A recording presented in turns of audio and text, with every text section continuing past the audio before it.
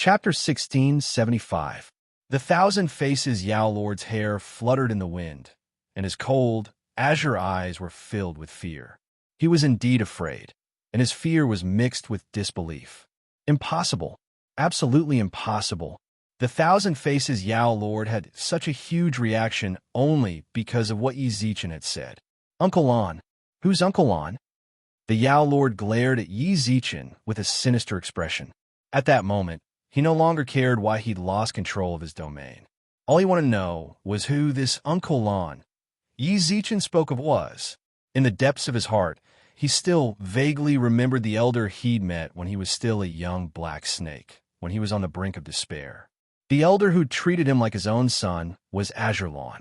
Yao Lord, do you really think you don't know who Uncle Lon is? Yi Zichen smiled coldly at the Thousand Faces Yao Lord. Under the Thousand Faces Yao Lord's terrified gaze, a wisp of azure mist appeared in the space filled with the five elements. The cloud was like a mist, making everyone feel as if they were standing within it. Within the mist, they could faintly make out a tall but thin figure. The Thousand Faces Yao Lord, who was several dozen meters away, was completely stunned. He stared intently at the figure within the mist. He didn't know why, but the tall, thin figure seemed to overlap with the indelible figure in his memories. Until the person within the mist said something. "Little guy, you've grown up. Die." Before he even finished speaking, the Thousand Faces Yao Lord transformed into a blur and charged into the mist.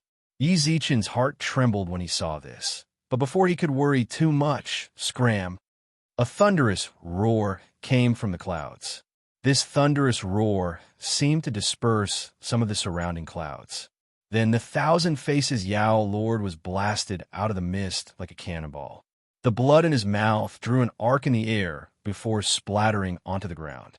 Meanwhile, the Thousand-Faced Demon Lord crashed heavily into the stone pillar, causing cracks to appear on it.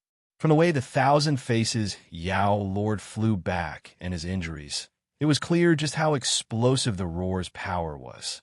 Wow! Gu Luolin covered her mouth in shock. Just before the Thousand-Faced Demon Lord was sent flying, she could feel the surrounding space being torn apart by a strong fist wind. She had never seen such a release of power in her life. Even her father might not have such a strong power. In her memory, her parents and grandfather were the strongest people in the world, and that was indeed the case. The Gu family's three half-step transcendence experts had established the Gu family's position in the three realms. However, Gu Luolin felt that this person was even more powerful than her father when he unleashed his power just now. This made Gu Luolin a little unconvinced. She wanted to see who that person was. She did not dare to boast, but she did dare to say that she did not know all the people in the god, Yao, and demon races, including the witch race, who were as strong as her father. "You dare to hurt Brother Lon? I think you're courting death." Just as Gu Luolin was about to see the person who had punched out, another furious roar similar to the one before rang out from the clouds. Soon after, a burly man dashed out from the clouds. His muscular arms were thicker than Gu Luolin's waist, and he was more than 3 meters tall. He stomped his right foot on the ground, causing the ground under his feet to shatter into pieces of gravel.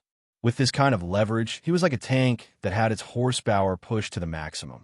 It crashed heavily into the Thousand-Faced Demon Lord. Gu Luolin was speechless as she turned her head away. She did not dare to see the Thousand-Faced Demon Lord being crushed into a meat patty. In fact, the situation was not as serious as Gu Luolin thought. The Thousand-Faced Demon Lord was an outstanding talent in the three realms after all, not some rotten fish or shrimp. Even though he was injured by the punch, he was still able to respond to the incoming danger. However, the barrier that he hurriedly formed could only serve as a buffer against this heavy tank. The sound of bones breaking could be heard clearly, and the already injured Thousand-Faced Demon Lord could only spit out mouthfuls of blood.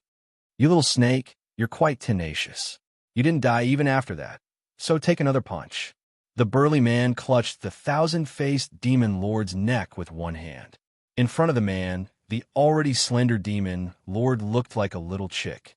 The man's hands practically covered the demon lord's entire head, and his fist, the size of a sandbag, was aimed right at his skull. It was as if, Sang Xiong, come back. These gentle words caused the man's fist, which was just about to shatter the demon lord's skull, to stop just half an inch away. The fierce wind from the punch squeezed between the fist and the demon lord's skull, causing his face to be slightly deformed. The surrounding rubble was scattered by the wind, and bits of it embedded themselves into the surrounding walls. Humph! He tossed the demon lord to the ground as if he were tossing a chick, then walked back into the clouds without so much as a backward glance. At this moment, the lingering clouds also slowly dispersed, and a middle-aged man with a kind face walked out of the clouds. They were none other than Yi Zichen's two Yao emperors from the fourth floor of the Yao Ceiling Pagoda, Qing Lan and Sang Xiong. Little friend Yi, leave this to me and Sang Xiong. Go ahead and search for your own good fortune. If my senses are correct, what you're looking for should be in one of the tunnels on the right. Qing Lan clasped his hands behind his back, giving off a rather otherworldly air. Sang Xiong turned to glare at Yi Zichen, then raised 3 fingers. This wasn't an oath. When Yi Zichen saw his gesture, he shook his head. He obviously understood what Sang Xiong's gesture meant. Suddenly, Sang Xiong's 3 fingers became 2. Yi Zichen shook his head once more. Just as he was about to go berserk, Yi Zichen cupped his hands towards Qing Lan. Thank you for your trouble, Uncle Lan. No problem. I have to thank you for letting me out, little friend Yi. Yi Zichen didn't say anything else. He simply dragged Gu Luolin off to the right. What he didn't know was that Gu Luolin's gaze was fixed on Qing Lan the entire time. She really wanted to see his face clearly, but even as Yi Zichen dragged her away, she didn't look back. This stingy landlord. Sang Xiong cursed viciously as he watched Yi Zichen leave. Meanwhile, Qing Lan's lips curved into a smile the entire time, as if he was born with a smile and was always so peaceful. That's what makes him smart. Qing Lan seemed to be defending Yi Zichen as she greedily inhaled the air. It's really been too long since I came out. I nearly forgot what the outside smells like. Big brother, this isn't considered outside. We are in the Transcendence Tomb. Almost there. Qing Lan behaved very casually and did not dwell too much on this topic. After sighing, he looked quietly at the 1,000-faced demon lord, who could be described as a piece of paper. His eyes shone with unprecedented kindness. He was not worried that the 1,000-faced demon lord would die. Before he came, he had instructed Sang Xiong on some matters. He trusted Sang Xiong very much. Even though Sang Xiong was very angry at that time, he knew that Sang Xiong would know when to stop. All the bones in his body were shattered, and his skull was cracked by the wind from the fist. Anyone else would have died from such injuries, but it had not truly taken the demon lord's life. The 1,000-faced demon lord, who had been lying on the ground like a piece of paper, floated up. The skin that belonged to Go Monin peeled off, and his body gradually became plump. When his sunken face recovered, another face appeared in front of Qing Lan and Sang Xiong. No one knew whether this skin was the demon lord's original body or just a part of his collection. Perhaps it was more accurate to say that no one in all 3 races, including the shamans, knew what the demon lord's original face looked like. No, perhaps there really was someone in this world who knew. That person was... Is this a form of respect for me? You actually use your original appearance to meet me. Qing Lan smiled at the 1,000-faced demon lord in the distance. The person who knew the demon lord's true face was Qing Lan, because he had saved the demon lord's life. Back before the demon lord was a Yao lord, he had lived with him for several hundred years. Why are you here? The 1,000-faced demon lord did not answer Qing Lan's question. He had no time to care about Yi Zichen and Gu Luolin's trip to the Land of Fortune. All he wanted to know was why Qing Lan was here, and who was the Qing Lan he had devoured earlier. Brat, watch your words. Big brother Qing Lan treats you like his own child. It's fine if you don't know how to repay his kindness, but you still dare to speak like this to big brother Qing Lan? It seems like your uncle Sang Xiong didn't teach you enough. Do you want me to punch you a few more times so you can eat your fill? Sang Xiong raised his fist threateningly. The demon lord's pupils constricted, but he continued to look at Qinglan. Why? Why are you here? I never would have thought that the little green snake that was on the verge of death would have grown to such a level. Qinglan smiled. I heard, little friend, you say that you are a Yao Lord now. I'm happy for you. I'm asking you why you are here. The thousand-faced demon Lord shouted hoarsely. You've already been devoured by me. Your skin is still in my collection. Why are you standing here now? Why? It seems like my death has troubled you. I'm sorry, I didn't make it clear to you. Actually, the one that took care of you several tens of thousands of years ago was merely a clone of mine. Qinglan shouted hoarsely. In the past, I was plagued by shackles. In order to make a breakthrough, I divided my soul into 10,000 wisps. What you encountered was only one of my 10,000 wisps. What you met was merely a strand of my remnant soul. Roar. The demon lord nodded. Then why did you come out now? Are you going to kill me for revenge? Brat, don't you think you're too king important? There's no need for Big Brother Qinglan to kill you. Your uncle Song Xiong can send you back to your mother's womb with a single punch. Do you know that? Song Xiong said angrily. The demon lord did not move and continued to stare at Qinglan. He had already gotten the explanation he wanted. Remnant soul, a strand of remnant soul. What he devoured back then was merely a strand of remnant soul. It's hilarious when I think about it. As a Yao Lord, I actually regretted it for several tens of thousands of years for a strand of remnant soul. Chapter 1676. Whenever he thought of how he swallowed Qinglan, he felt a surge of regret in his chest. Then he thought of how Qinglan said with a relaxed expression that it was just one of his thousands of remnant souls. In the eyes of the thousand-faced demon lord, Qinglan's relaxed and apologetic eyes seemed to be mocking him. It was as if he was saying, "Don't think too much. I just encountered a shackle and dispersed thousands of remnant souls to comprehend life. You were just a plaything to comprehend life. I didn't expect it to bother you for so long. I'm really sorry. What a joke." Just like that, he, the dignified demon lord, felt remorseful for 10,000 years. After that, Qinglan's existence was buried deep in his heart like a taboo, not daring to touch him. It was really not worth it. The thousand-faced demon lord glared at Qinglan, as if he wanted to vent his anger by staring at her. He looked at Qinglan's calm eyes with the most resentment. But the more indifferent he was, the more the thousand-faced demon lord could not vent his anger. What was he so upset about? What was he blaming himself for? What was he repenting for? Wasn't it just a remnant soul? How could it be worth 10,000 years? Little did he know that the indifference in Qinglan's eyes did not mean that he was calm in his heart. This made Qinglan involuntarily think of 10,000 years ago, when he had just saved the thousand-faced demon lord. Before the thousand-faced demon lord transformed, he always liked to look at him. At that time, the demon lord was still a green snake, and his eyes were clear. Those eyes showed his gratitude. At that time, he knew how to be grateful. Although he was also a snake, he could not feel his snake nature. At least, he was not so cold-blooded. The demon lord, still a green snake, liked to follow behind Qinglan. No matter where Qinglan went, there would always be a small green snake following him carefully through the grass. When he really could not keep up, he would obediently return to the wooden hut and climb onto the stone in front of the hut to wait bitterly. When he saw Qinglan return, his eyes would be filled with joy, and he would use his tender snake tongue to lick Qinglan's hand. Precisely because of this, Qinglan liked this green snake that he saved by chance even more. Although he had never married, he treated this green snake like a father without a teacher. He liked to look at the green snake's clear eyes, and the green snake also liked to express his gratitude by looking at him. They continued to stare at each other.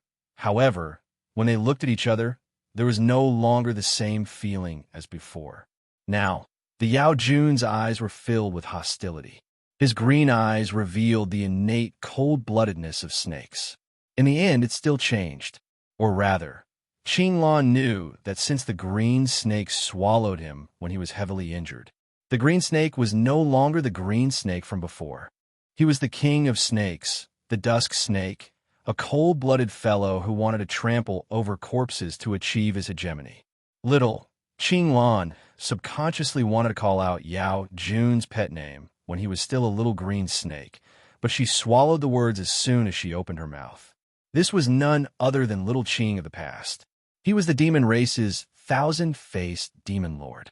In the end, Demon Lord Qing Lan could only look at the familiar face of the demon lord indifferently and said, "You can leave."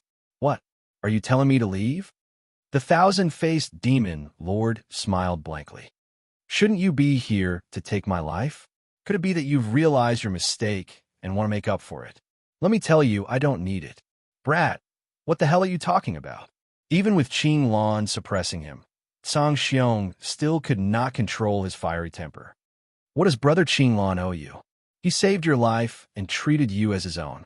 He taught you martial techniques and Dermic Taoist arts, and wish you good luck in improving your cultivation. In the end, you took advantage of his absence to search for medicinal herbs for you. When you were heavily injured, you swallowed him and sucked away his spirit chi essence. It's fine if you don't repent, but you're saying that Brother Qing Lan was wrong? He was wrong. He shouldn't have saved an ungrateful thing like you. Indeed, there are no good people in the snake race. Whatever you say." The thousand-faced demon lord ignored Song Xiong and stared straight at Qing Lan. "I definitely can't leave. I went through so much to get here, but I'm leaving just because you want me to leave. Who do you think you are? Who do you think you are to tell me what to do?" "Ah." Qing Lan let out a deep breath. Song Xiong's heart trembled when he heard this sigh. He and Qing Lan had known each other for 10,000 years, and Qing Lan had always been a good-tempered elder brother. Whether it was him, who had a particularly bad temper at the beginning, or the thorn-like firebird, Qing Lan had always tolerated them. At this moment, this long sigh really made Qing Lan's heart ache. "Brother, I'll kill this beast for you." Song Xiong suddenly took a step forward. He did not know if it was an illusion, but when he took this step, the ground shook a few times. "Are you really not leaving?" Qing Lan asked again. "Are you threatening me?" The thousand-faced demon lord's eyes flashed with disdain. "I'm no longer that little green snake in your hands that's like a toy. Do you think you can scare me? Do you think this brainless brute beside you can do anything to me?" "You brat." Song Xiong suppressed his anger and did not speak. It was still up to Qing Lan to make a move. "You want the fortune inside, don't you? You're not fated with it. The moment you entered, you should have known that this place is brimming with the 5 elements. You should also know that the fortune inside isn't something you can touch," said Qing Lan. "I understand now." The thousand-faced demon lord smiled in understanding. "Of course, this wasn't a sudden realization. I'm still wondering how you got here. Based on what you're saying and that brat Yi Zichen's weapon, you're a Yao from the Yao Ceiling Pagoda, aren't you? Speaking of which, you're quite pitiful. You sought to transcend your shackles, but in the end, you became someone else's pet. Ha ha, it seems you're even more pitiful than me. A pet from the Yao Ceiling Pagoda?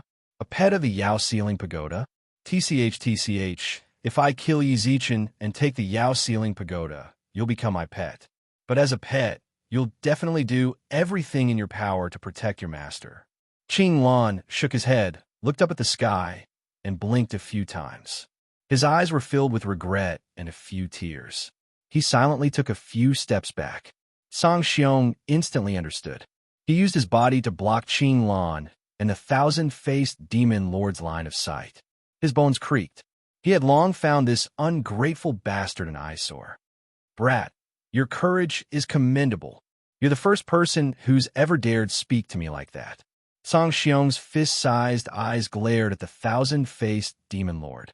White heat waves could be seen coming out of his nostrils as he panted. "You'll know if I can do anything to you after you try." In an instant, Song Xiong was like a small mountain moving toward the thousand-faced demon lord. It seemed what he'd sensed earlier wasn't an illusion. Song Xiong's every step caused the ground to tremble.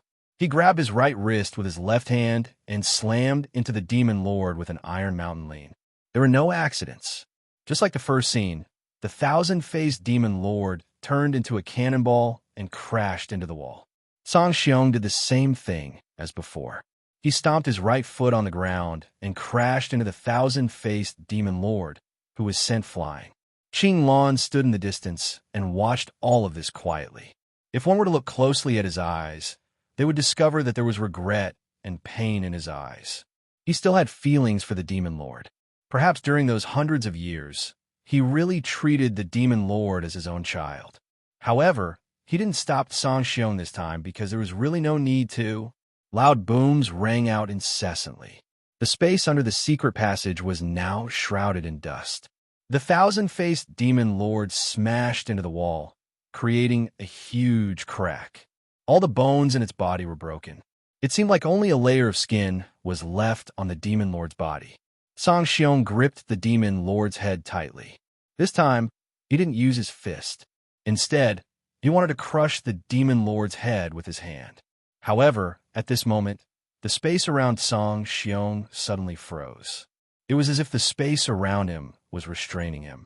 He narrowed his eyes and waved his hand in the air. The sound of glass shattering reverberated in the air. You dare to play with your domain in front of me? Are you qualified? However, by the time he came to his senses, the Demon Lord had already left his hand. A layer of skin was shed from its body, and a new skin was put on. In an instant, the Demon Lord was reborn. Interesting. Song Xiong grinned and let the Demon Lord shed its skin in front of him. He didn't do anything to stop it. After the Demon Lord put on the new skin, Song Xiong instantly turned into a shadow and appeared in front of the Demon Lord. The Demon Lord didn't expect Song Xiong to move so quickly. Before it could resist, Song Xiong grabbed its neck. Shed your skin. I want to see how many layers you have.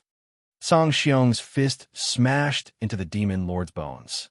After that, Song Xiong didn't kill it. Instead, he waited for the Demon Lord to shed its skin, be reborn, shed its skin, and be reborn. The Demon Lord said that it was Qing Lan's plaything when it was young. Now, it seemed that the adult Demon Lord had become Song Xiong's plaything. Shed my skin? I haven't had enough fun yet. Aren't you good at shedding your skin? I want to see how long you can play with me. Song Xiong narrowed his eyes and looked at the Demon Lord he had thrown against the wall. Even though the Demon Lord was dying, Song Xiong didn't want to kill it. He wanted to slowly torture the Demon Lord and make it wish it was dead. He wanted to get revenge for Brother Qinglan. What are you so arrogant about? Aren't you just a pet in the Yao subduing tower? The Demon Lord narrowed its eyes and smiled. I just wanted to test your strength and let you take advantage of me. Do you really think you're tyrant? The paper-like Demon Lord smiled indifferently. Suddenly, waves of spiritual energy appeared in the surrounding space. Chapter 1677. The space at the bottom of the tunnel was far larger than Yi Zichen had imagined. Ever since Qinglan and Song Xiong appeared, he and Gu Luolin had been running towards the right that Qinglan had pointed out. Along the way, they saw numerous towering stone pillars. As for what Qinglan said, they didn't even encounter a fork, let alone a passage. However, Yi Zichen believed Qinglan's words. If Song Xiong had said that there was a path to the right, then Yi Zichen might have suspected that Song Xiong was just messing with him. Qinglan was the calmest out of the three Yao emperors, and the one Yi Zichen had the best impression of. Since Qinglan had said that the good fortune Yi Zichen was looking for was here, he was certain it was here. Wouldn't it be too disloyal of us to run away like this? They seemed to be fighting really fiercely. Gu Luolin followed closely behind Yi Zichen with a hint of worry in her eyes. Even though they were far enough away from the entrance of the tunnel, they could still hear the loud roar coming from behind them. It was obvious that Song Xiong and the others had already started fighting with the Demon Lord. From the sounds of the explosions, it was clear that they were fighting fiercely. It seemed that Gu Luolin was a loyal person. However, there was no need to worry about Song Xiong and Qinglan. After all, when Yi Zichen first entered the fourth floor, they had said something to him. They could even save a transcendent expert's life. The Yao Lord was very strong, but against Song Xiong and Qinglan's realms, he couldn't do anything at all. Don't worry about them. Forget about the two of them. Even one of them is more than the Yao Lord can handle, said Yi Zichen with a chuckle. He scanned the area with his divine awareness. When he was outside, he had to worry about using his divine sense to be detected by others. But here, he did not need to worry about it. In order to enter one had to activate the five elements art onto the white painting in order to open the passageway. Yi Zichen wasn't sure if he was the only one who'd cultivated the five elements art. After all, breaking through to the Emperor level was extremely difficult, and he couldn't rule out the possibility that some experts were present. When one was stuck in a shackle, he would find another way to comprehend the five elements. Even if those experts had comprehended the Tao of the five elements, they couldn't compare to Yi Zichen's. Before entering, Yi Zichen had left a few tricks on scroll. So long as his comprehension of the Tao of the five elements wasn't deeper than his, they wouldn't be able to break through. This was also to prevent any unnecessary trouble once they entered the passageway. As for the Yao Lord who'd entered the passage with them, he was definitely busy with his own affairs. How could he possibly catch up to Yi Zichen? That's true. Gu Luolin nodded as she recalled Song Xiong's punch when he first appeared. Even his father, Gu Xuanda, could not compete with that kind of explosive power. The Demon Lord was like an ant in front of his father, so he would not be able to resist Song Xiong at all. Thinking about it, it was really pitiful. A dignified Demon Lord had schemed to come here, only to end up like this. However, death was unavoidable. Hey, you said that none of the Yao monarchs will be a match for them if they were alone. Is that middle-aged man who hasn't made a move very powerful as well?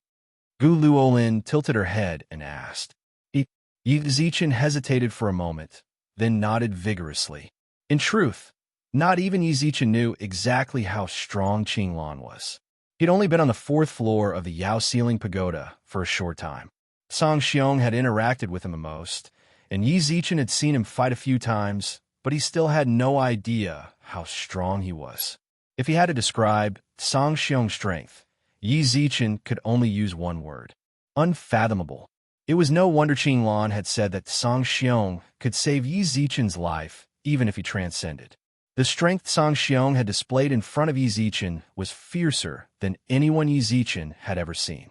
Even more shocking was the fact that he was using the purest form of strength. He didn't use any Taoist arts, nor did he have any connection with heaven and earth. He simply used his explosive strength to crush everything in his path. Then he thought of Qinglan. Yi Zichen had never seen Qinglan fight, but considering how much respect Song Xiong and that unruly firebird had shown him, Qinglan's cultivation was undoubtedly above theirs. After all, at their level, it wasn't just their conduct that would convince others. The only thing that could truly influence them was their cultivation. To tell the truth, Yi Zichen didn't dare think too much about it. If Song Xiong was already this strong, then just how strong was Qinglan? He seems to know the Yao Lord, said Gu Luolin. Yes, and their relationship isn't shallow. Yi Zichen didn't try to hide anything. He simply told Gu Luolin the story of Qinglan and the Yao Lord. Yi Zichen had learned this when he'd fled to the Yao Ceiling Pagoda to deal with Yuchi Kong and the others. He'd heard Qinglan mention the Yao Lord. That Yao Lord is truly despicable. He's actually devouring people he's indebted to in order to raise his own cultivation. Gu Luolin's gaze was filled with disdain. Yi Zichen couldn't help but nod in agreement. After confirming his direction, Yi Zichen continued onward. Gu Luolin's conversation with him was nothing more than a small interlude for Yi Zichen. It was a crude and boring spice to the journey. Yi Zichen's focus was still on finding good fortune. However, Gu Luolin spoke up once more. What's that person's name? This time, Yi Zichen stopped and scanned Gu Luolin's face a few times, causing her to feel a bit uncomfortable. What? Gu Luolin pouted. You seem to be very interested in him. From the moment Qinglan appeared, Gu Luolin seemed to be very interested in him. When he led Yi Zichen away, her gaze lingered on Qinglan. Yi Zichen noticed all this, but he didn't mention it. He'd mentioned Qinglan out of curiosity, but now that he'd asked for his name, it was a bit strange. It's none of your business. I just want to know. Just tell me. Gu Luolin wrinkled her nose and snorted. Yi Zichen didn't dwell on the topic. Qinglan. As soon as he said that, Gu Luolin's eyes widened. Her already large eyes widened to the point of being perfectly round.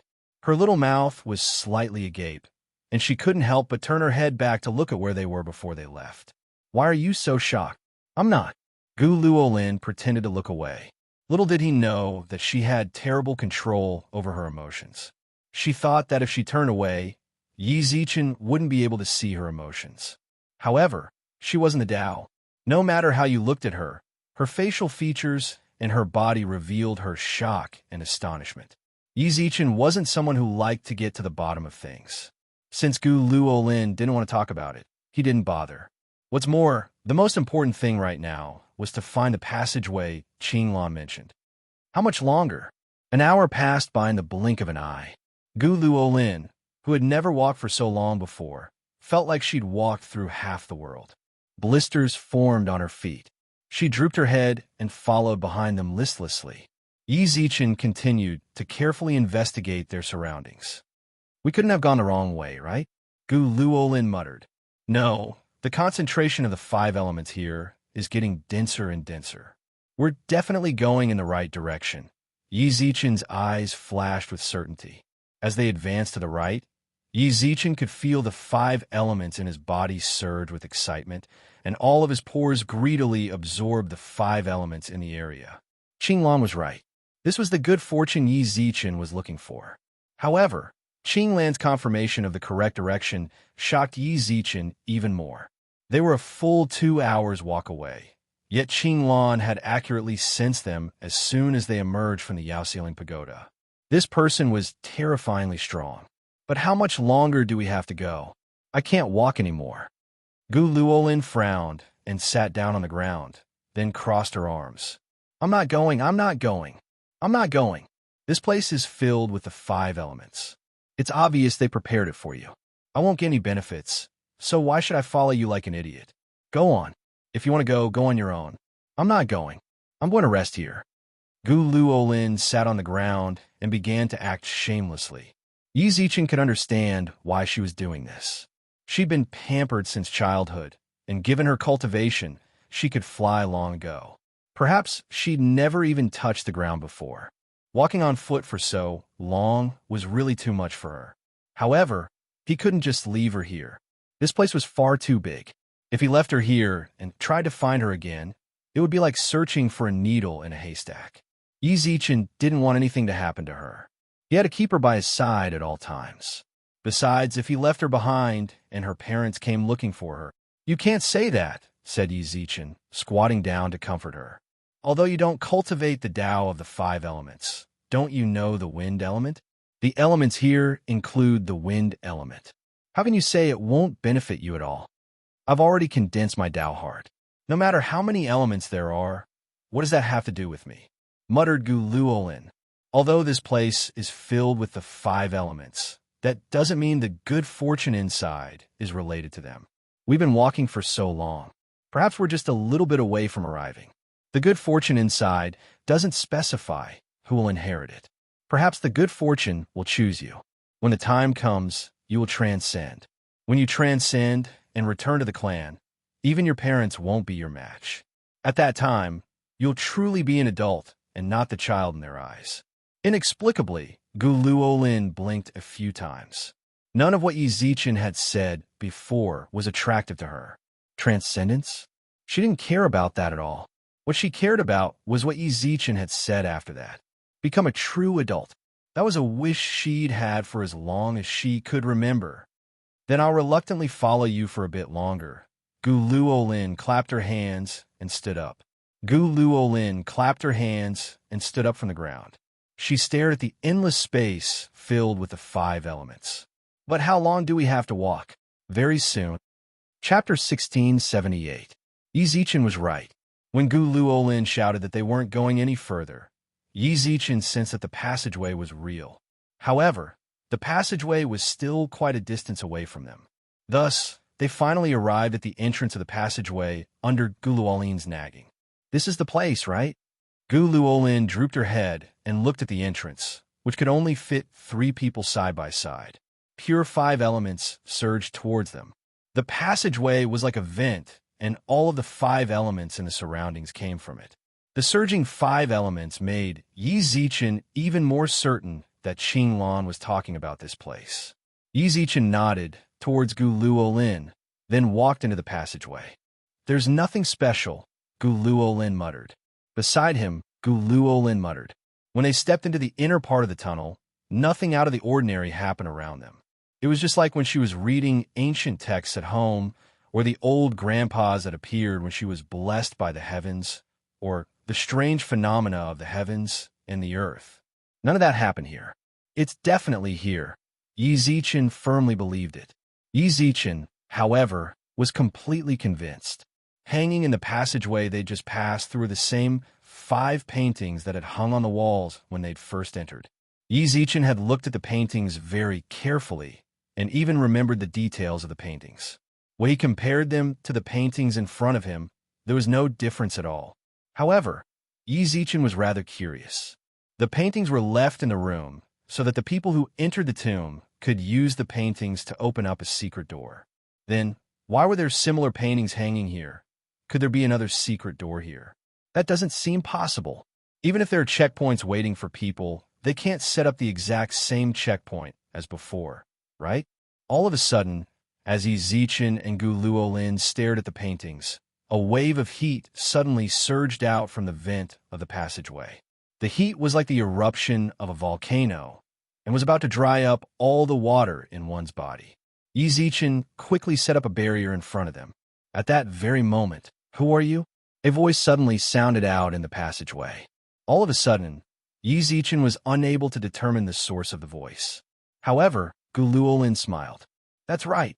Nothing strange happened in the passage, which was completely different from the ancient books she had read before. Now that such an inexplicable voice had suddenly appeared in the passageway, this was the situation that should occur before encountering a fortuitous encounter. Senior, we have no intention of entering this place. If we have disturbed Senior, we will leave immediately. How long has it been? Guluolin had forgotten how long she had been looking forward to this. Ever since she had read those ancient books, she had always thought that she would be able to say something like this one day. According to the normal order in the ancient book, at this time, the old senior would say that they were fated and invite them in for a chat. Later, the old senior would say that he didn't have long to live, or that this was a remnant of his soul that he had left here. In short, it was fate that brought them together, so he left the inheritance to them. After that, there was a period of enlightenment. After receiving the inheritance, one's martial arts would be unrivaled, punishing evil and promoting good. Perhaps the old senior had an enemy, and when the time came, he would avenge the old senior. From then on, there was a reign of terror in the martial world. Everyone would know that she was Guluolin.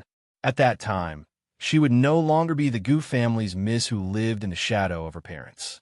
Instead, she would be a hero who would be respected by the world and would be feared by those who heard of her. That was too wonderful.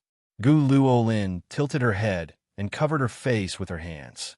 It was clear from her eyes that she was completely immersed in her fantasy. Unfortunately, "Oh, you guys entered by mistake, right? Then hurry up and leave.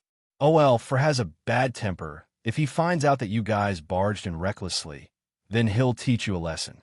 The voice from before sounded out once again. It was different from what Guluolin had expected. It did not invite them in, and instead asked them to leave. Guluolin's face instantly froze when her fantasy was shattered. She was completely stunned. "You!" Yi Zichen glared at her speechlessly, while Guluolin also revealed a wronged expression. It was clearly written like that in the ancient books. There were people who fell off a cliff and didn't die, and there were also people who coincidentally arrived at some place. At that time, they would say what I said just now, then they would obtain the inheritance and become very amazing. Why did it change when it came to her? Hearing that, Yi Zichen slapped his head. This plot was way too familiar.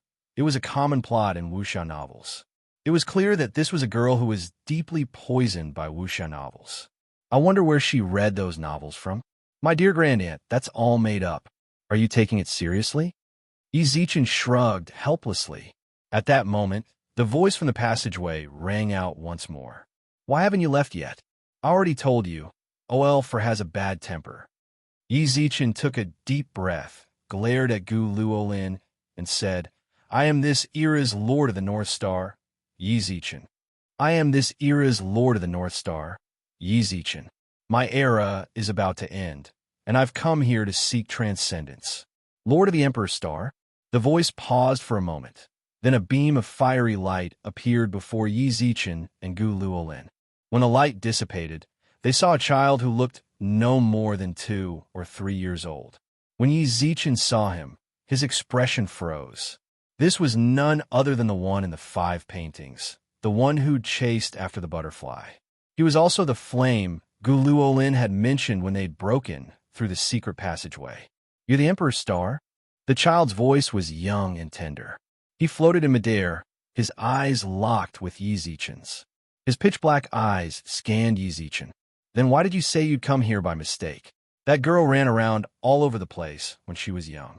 Her head got squeezed by a door, so she's a bit dumb," said Yi Zichen, pointing at his head. "Only your head got squeezed by a door." Gu Luolin kicked Yi Zichen's calf. Then, right in front of his eyes, she really did something like her head had been squeezed by a door. "One adorable baby. It'd be great if my mother gave me a little brother." Gu Luolin gently patted the child's head. Her gaze was doting, as if she wanted to hold him in her arms. When he saw this, Yi Zichen was dumbfounded. Earlier, Gu Luolin had spouted nonsense and nearly kicked them out of this place. However, to his surprise, the child didn't struggle at all. Instead, his eyes darted shiftily towards Gu Luolin's chest, tickling her until she giggled. "He's a little pervert," muttered Yi Zichen to himself, wide-eyed. Yi Zichen opened his eyes wide and muttered to himself, while Gu Luolin continuously pinched the child's face. "What's your name? Why are you here? Why don't you come home with me? My family is rich. I'm a fire elemental fairy. Go home with you." Okay. The fire elemental sprite nodded excitedly. He represented the fire element of the 5 elements, and the heat wave from before was brought by him. However, he carefully controlled his own heat in Gu Luolin's arms and obediently lay on Gu Luolin's lap. "Chest. Elemental fairy? That means all the fire elemental fairies listen to you?" "Of course." The fire elemental fairy nodded proudly. The fire elemental elf nodded proudly. Shortly after, he hooked his finger, and the surrounding fire elemental particles obeyed his command and gathered towards him. "Wow, you're amazing." Gu Luolin giggled, then kissed the elemental fairy's cheek. The eyes of the elemental fairy instantly lit up. Then he became excited, as if he was on steroids. "This is nothing. I have something even more amazing." With a wave of his hand, the surrounding fire elemental fairies instantly turned into a blazing fire dragon. The fire dragon roared continuously. Even with the barrier, the heat wave still threatened to turn Yi Zichen into jerky. However, the fire elemental fairy didn't seem to care about the life or death of the Emperor's Star at all. At that moment, he seemed to be showing off in front of his sweetheart as he continuously manipulated the surrounding fire elemental energy, causing the surrounding temperature to rise. At least, that was what Yi Zichen felt. Gu Luolin, on the other hand, wasn't affected at all by the heat waves. Invasion. Yi Zichen was stunned. He had already guessed that the good fortune left behind here was probably the elemental fairies of the 5 elements. However, from the looks of it, this little pervert probably wasn't going to leave with him. Yi Zichen couldn't help but curse. "I'm the Emperor's Star, and I've comprehended the Tao of the 5 elements. I'm the most suitable person to inherit the 5 elements. F*CK. This fire elemental fairy seems like it wants to burn me to death." Fortunately, just as Yi Zichen was about to give up, 2 bolts of lightning suddenly appeared in the sky, destroying the fire elemental fairy's trick. Then, a hazy drizzle fell from the sky, extinguishing the flames on the ground. "What are you 2 doing?" The fire elemental fairy roared angrily. His performance had only just begun. He still had a lot of tricks up his sleeves. "I thought you'd run into some sort of trouble after coming out for so long, but it turns out you're here to pick up girls." Yi Zichen looked ahead and saw a cold-faced child standing proudly in front of the passageway. Beside him was another child with a lazy look in his eyes, who floated lazily in the air. "What's your business?" The fire elemental fairy glared, then waved its hand, causing the fire elemental energy to gather once more. The floating elemental fairy beckoned with its finger. Immediately, a group of water elemental creatures appeared around the fire elemental fairies. Water elemental fairies. The lazy one was a water elemental fairy, while the cold-faced one was a lightning elemental fairy. OL3. OL for is angry. What are you still playing around for? Even if he was complaining, the lazy water elemental fairy waved him off. You have plenty of opportunities to perform, but OL4 is very angry. Don't make me feel like I'm in trouble. Umph. The fire elemental fairy snorted, then looked at Guluolin. Big sis, I'll show you some more in the future. Telling you all this is nothing to me. Chapter 1679. In his true form, Dusk Snake was thousands of feet tall, like a skyscraping serpent. Dusk Snake's entire body was silver green. Huge scales covered his entire body, shining brightly. If one stood on the ground and looked with the naked eye, they would only be able to see up to his waist. As for his upper body, it was completely illusory. Only his eyes flickered with a green light. For those standing in front of him, whether it was psychologically or visually, it would be a great shock. This is also a dimensional space. The thousand-faced demon lord moved his head to look around and murmured. Even in his true form, the demon lord could not see the end of this space. Even though he was thousands of feet tall, he was not as tall as the stone pillars. If this was a real space, given his height, he would have reached the ceiling of this space long ago. The person who left behind this mystic realm truly had the means to combine reality and dimensional space. Not only that, the countless dimensional spaces were especially stable when shuttling between rooms. Although the dimensional spaces in those rooms were not big, it was extremely difficult to maintain the stability of such a dimensional space. At least in the thousand-faced demon lord's memory, he did not know anyone who could do this. Moreover, the person who built this tomb was long gone. No one had reinforced it for hundreds of millions of years, yet the space here was still so stable. There were thousands of Dermic Dao in the world, and there were demonic beasts living outside. This seemed to be a dimensional space that had been cut out, but it was more like a self-made space. A small, round world. The demon lord was certain that even if people from the three races came here, they would be able to live as if they were outside. However, the demon lord's murmur only lasted for a moment. At the end of the day, this was a place to seek opportunities. The person who left behind this tomb was naturally an extraordinary person. Otherwise, he would not have left opportunities here that could allow him to transcend. Compared to feeling emotional about this place, what he needed to deal with now was the lowly crawling worm under his feet. The crawling worm in the demon lord's heart was Tsang Xiong, and that was indeed the case.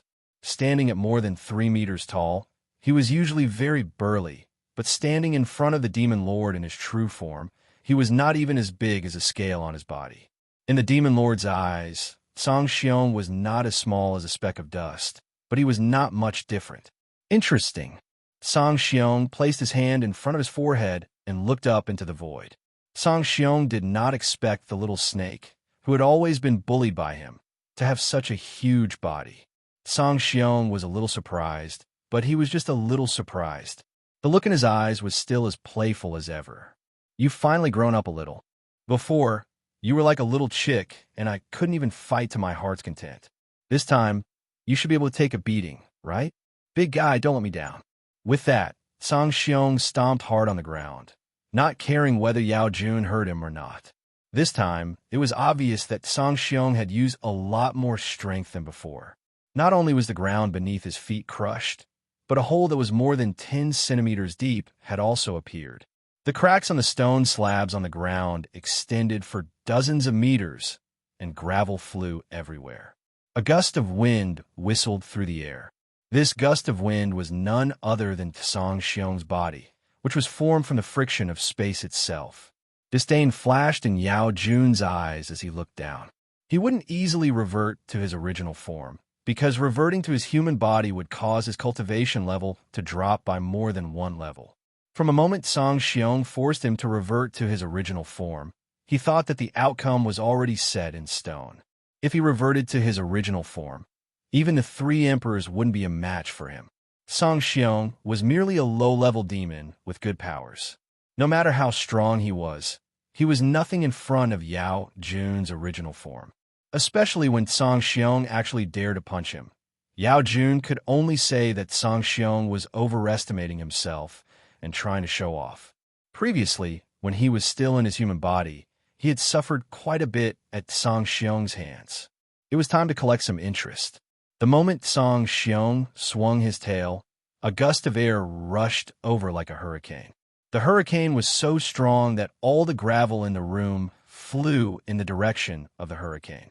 The violent hurricane even broke a few stone pillars in the surroundings.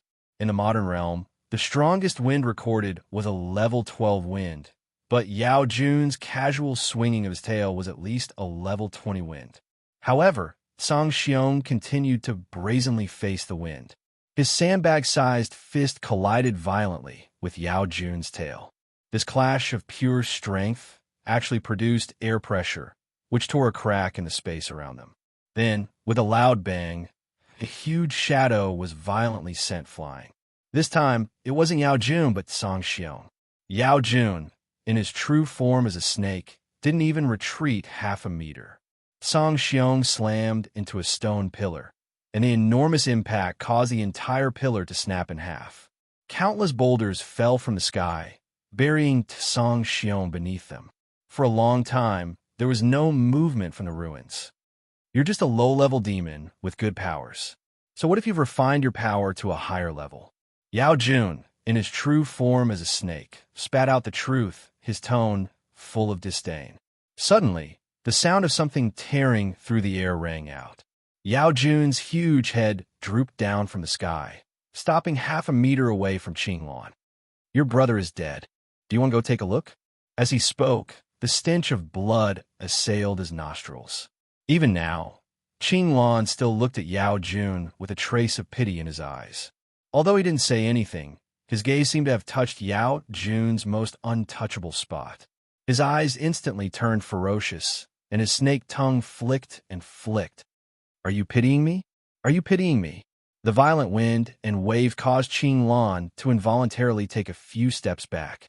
Only when he leaned against a stone pillar did he stop retreating. His words were accompanied by a sigh of regret. It's not too late to stop now. Don't be so stubborn. Stubborn? Are you saying that I'm stubborn? Yao Jun opened his bloody mouth, as if he was about to swallow Qinglan whole. What nonsense are you talking about? I'm a heavens now. None of you can stop me. You're telling me to stop, but I'm stubborn. Do you know that there's always someone better than you out there? Then let me see who you are. I'm afraid your brother is already dead. Are you referring to yourself? That's right. You're the one who's better than you. With that, Yao Jun suddenly moved several meters back. Come, I'll give you a chance. Let me experience what it means to be a person better out there. Sigh. Qinglan shook his head with a long sigh. Yao Jun pressed on. Come on, you've really changed. Qinglan's eyes were full of regret. He knew that snakes were cold-blooded, but he really didn't expect Yao Jun to become like this when he was young. I've changed a long time ago. Ever since I followed my nature and swallowed your remnant soul, I've become Thousand Faces Demon Lord. I'm no longer that little pet snake that you played with. Thousand Faces Demon Lord roared. The surging smell of blood seemed to dilute the surrounding 5 elements. Yao Jun's snake eyes were fixed on Qinglan, full of sorrow. At this moment, the surrounding stones and the ruins of the collapsed stone pillar were pushed away. Not long after, Song Xiong wiggled his arm out. Damn hurts. Song Xiong, who was twisting his neck and waist, slowly walked out of the ruins. He glanced at Yao Jun, then walked to Qinglan's side. Old brother Qinglan, I've given you enough face. But he doesn't seem to have any intention of repentance. He'll only be a scourge, even if I let him live. With that, Song Xiong whistled at Yao Jun. Not bad, not bad. You're thick-skinned, aren't you? Why didn't you just lie there? Maybe I'll be in a good mood and have no interest in swallowing a brainless little demon like you after swallowing this sanctimonious fellow. Dusk Snake spat out the truth. Heh, little demon. Song Xiong grinned and lightly patted the dust off his clothes. Old brother Qinglan, you don't seem to have the heart to do anything to him. Then let me clean up the mess for you. Even if the Buddha of the West came, he wouldn't be able to change this fellow. Why do you have to have such high hopes for him? Qing Lan's eyes still flashed with hesitation. This was a child who had lived with him day and night for hundreds of years like his own son. I knew you couldn't bear to do it, so I just played around with him. But look at him. He's really ruthless to me, his uncle. Perhaps he still has a trace of gratitude for you, but it's too small. Look at his eyes. You can see that he wants to kill us. What shameless boasting. Yao Jun bellowed. Hell, little fellow. Old brother Qing Lan wasn't trying to scare you when he said there were outsiders and the world beyond the heavens. Shameless boasting. To be honest, there's not a single person in the myriad worlds who dares to talk to me like that. You, the ignorant, are fearless, Song Xiong said with a smile. Do you want to die a more dignified death? You're playing the lute to a cow. Song Xiong spread his hands and looked at Qing Lan. Old brother Qing Lan, I've been waiting for your answer. Are you going to let this snake live or not? You're too noisy. Just wait until I devour you. You can dream of becoming emperors in the river Styx. As soon as he finished speaking, a gust of fishy wind blew. The Thousand Faces Demon Lord opened his mouth and bit down at Qing Lan and Song Xiong. Unbeknownst to him, Qing Lan and Song Xiong didn't even look at him when they saw this. Song Xiong was still looking at Qing Lan, waiting for him. Do it. Leave it to me. Song Xiong grinned. Suddenly, a giant shadow appeared in the sky. Song Xiong's body instantly expanded. His clothes were torn into countless pieces by his expanding body. The Thousand Faces Demon Lord watched as Song Xiong grew larger and larger until, boom. Chapter 1680. The Real Room. Almost everyone who'd entered the mountain and hadn't died at the hands of the beasts had found the real room. Great emperors had a keen sense of smell. Anyone who'd suddenly discovered a real room in the middle of countless subdimensions would realize that it was the room they were looking for. In the face of desire, people would always reveal their greedy nature. They'd walked through the mountains hand in hand and fought against the beasts. The illusory room created by the surrounding dimensional space had long since been shattered. As far as the eye could see, all one could see was nothingness. All that was left was the real thing that anyone would carefully avoid when they made a move against it. The room. The Ocean Emperor and the other great emperors who'd left on their own met up with Yang Jian and the Great Sage. Their appearance calmed the other great emperors who'd been fighting. They weren't as strong as the Ocean Emperor, so if they wanted to obtain the fortune inside, they'd have to work together. That way, they might stand a chance. It was funny, though. Before they'd entered the mountain, they'd realized that they weren't the only ones here. But they'd waited until they'd lost more people before realizing it. In the end, it was human nature at work. I don't think there's any need to fight. Just as everyone was facing off against each other, the door to the real room suddenly opened. A little girl and a brawny man walked out. Everyone present had seen them before. It was the little girl who'd told them how to enter the inner palace from the outer palace. However, they'd been shocked to see that she'd walked out of the real room. Everyone had fought over this room, and no one had allowed anyone else to enter. How had she gotten in? Kill them. They've been in the room, roared the great emperors. Just as they were about to attack, the brawny man beside the little girl took a step forward. A spatial ripple appeared in the subdimension, sending the emperors flying. The Ocean Emperor, Demon Emperor Kuei Lin, and the others' eyes widened. What an exquisite spatial technique. Although they'd sent so many great emperors flying, they hadn't been injured. The spatial ripple alone was enough to show them the difference in power between the two sides. It was easy to use spatial techniques to injure someone, but it was also easy to send them flying without hurting them. The requirements for spatial control were quite high. It was obvious that the other party had the ability to kill them. However, the muscular man did not do so, which meant that they were not hostile. Everyone, little Loli stomped over as well. After witnessing her bodyguard's strength, even Kuei Lin had no choice but to take them seriously. You've been fighting ever since you came here. Actually, none of you have entered the room. No one spoke, but everyone nodded in their hearts. Whether it was the emperors, Demon Emperor Kuei Lin, or the Ocean Emperor, they were all holding each other back. No one could let the other take even half a step forward. They only knew that this was a real room, but no one had ever entered it. I want to take a look. This is indeed the real room, the room you've been looking for. However, it doesn't have the fortune you're looking for. Why don't you all go in and take a look? The room isn't small, so it shouldn't be a problem to accommodate all of you. Hearing this, the little lowly gave up her position at the door, and all the experts stepped into the room. When they entered, they really didn't see the fortune they'd expected. All they saw were the 6 diagrams and a few drops of dry blood. Someone came here one step ahead of us. It seems like the fortune was taken away by someone who came before us. One of the emperors furrowed his brows. He couldn't help but find the situation laughable. So many of them had died for the sake of a room where someone had stolen their fortune. All of a sudden, everyone heard a loud noise. Down there, the Ocean Emperor and the others instantly locked onto the source of the room. Kuei Lin punched the wall. Strangely, the wall absorbed all of Kuei Lin's spiritual energy. Not even the slightest bit of it reached it. This secret passageway isn't broken like that. If you want to enter, you need to infuse the power of the 5 elements into the painting. Only then can the door open. The power of the 5 elements. Yang Jian, the great sage, and the others glanced at each other. If they were talking about the power of the 5 elements, the first person they thought of was Yi Zichen. Yi Zichen's alive, and he even entered the passageway. Although Gu Li kept telling them that Yi Zichen was still alive, they hadn't seen the great sage with their own eyes. They were still worried. This time, only the Tao of the 5 elements could open the door, so it had to be Yi Zichen. It was just that. The rumbling from below indicated that there was a battle going on. I know some of you can use the power of the 5 elements, and I can tell you in what order.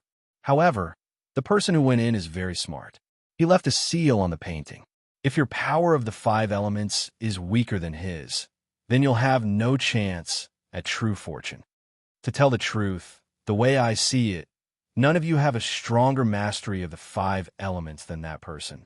Despite the little girl's words, quite a few people with superficial knowledge of the Tao of the 5 elements rushed to the painting. Demon Emperor Kuei Lin narrowed his eyes, but didn't step forward. He'd comprehended the Tao of the 5 elements, but he knew full well that he couldn't compare to Yi Zichen. Staying here was just a waste of time. Right now, he had to get out of here as quickly as possible. There were people fighting in the passageway. It was obvious that it wouldn't be easy for Yi Zichen to obtain the fortune. However, no matter who obtained the fortune, they would have to leave the tomb. Kuei Lin only had to stand guard outside. An afterimage vanished from the room. The imperial emperors who'd been staring at Kuei Lin all muttered to themselves. Kuei Lin left. "Let's go out too," said the Ocean Arch, glancing in the direction Kuei Lin had left. "Let's wait outside as well." But Yi Zichen, don't even think about it. We both know how strong Yi Zichen is. No one here is stronger than him. Since we can't open the secret passage, it's useless for us to stay here. Yi Zichen is the Emperor's star. He's blessed with good fortune, so you have to trust him. Guli glanced at the great sage. "I suggest you listen to the Ocean Emperor. If Yi Zichen goes out and runs into Kuei Lin, we'll be in real trouble. Go." The great sage looked back at the white painting once more, then gritted his teeth and walked out of the room. Almost all the experts at the Sovereign Emperor realm and above retreated. The little lowly narrowed her eyes and said to the burly man, "We can also go back and report. But we didn't see who it was. It has to be that Yi Zichen. Let's go back and arrange for our clans to contact him." The lightning elemental sprite led the way, while the water elemental sprite lay lazily on the ground. As for the fire elemental sprite, it seemed to have grown out of Gu Luolin's body. It seemed they couldn't get their hands on the fire elemental sprite. If Yi Zichen were a woman, they might stand a chance. "Hey, baby!" Yi Zichen, who was following behind, shouted. Hearing that, the lightning elemental sprite stopped and looked towards him, while its cold eyes flashed with hostility. "You're calling me? Then what should I?" "Just shut up." With that, the lightning elemental sprite turned away and completely ignored Yi Zichen. It was the sprite who'd brought Yi Zichen to their headquarters. He'd thought it was easy to get along with him, but to his surprise, the sprite had such a personality. "Hey, baby, don't bother me. Talking is tiring," muttered the water elemental sprite impatiently. The water elemental sprite muttered impatiently and didn't even look back at Yizichin. As for the fire elemental sprite, Yizichin couldn't be bothered. He was already completely immersed in Gu Luolin's gentleness. It would be weird if he paid any attention to a stinky man like him. What the hell are these elemental sprites? They're the Lord of the Emperor's Star, proficient in the power of the 5 elements. Why are they so unwelcome? Yizichin managed to come to a conclusion about the 3 sprites in front of him. Lightning elemental sprite, proud and cold. Water elemental sprite, lazy. Fire elemental sprite, lecherous. I wonder what the wind elemental sprite and lightning elemental sprite are like. If they have personalities like these 3, even if I recruit them, it'll be a problem in the future. He followed closely behind the elemental spirits. After walking for about 100 meters, he suddenly stopped. At that very moment, the lightning elemental sprite's palm. Countless lightning elements gathered towards its palm. The purity of it made Yizichin's heart itch. Although these elemental sprites were rather unique, if he could recruit them, then the power of his Tao of the 5 elements would increase by several times. That wasn't all. These sprites were also very experienced in using the elements. For example, the fire elemental sprite, just now. Even after performing a few tricks for Gu Luolin, it was able to summon a fire dragon that Yizichin struggled to summon. They were all elemental sprites, which meant that they were the kings of the elements. With their help, Yizichin would be able to use the Tao of the 5 elements even more smoothly in the future. Pure lightning energy appeared in the sprite's palm.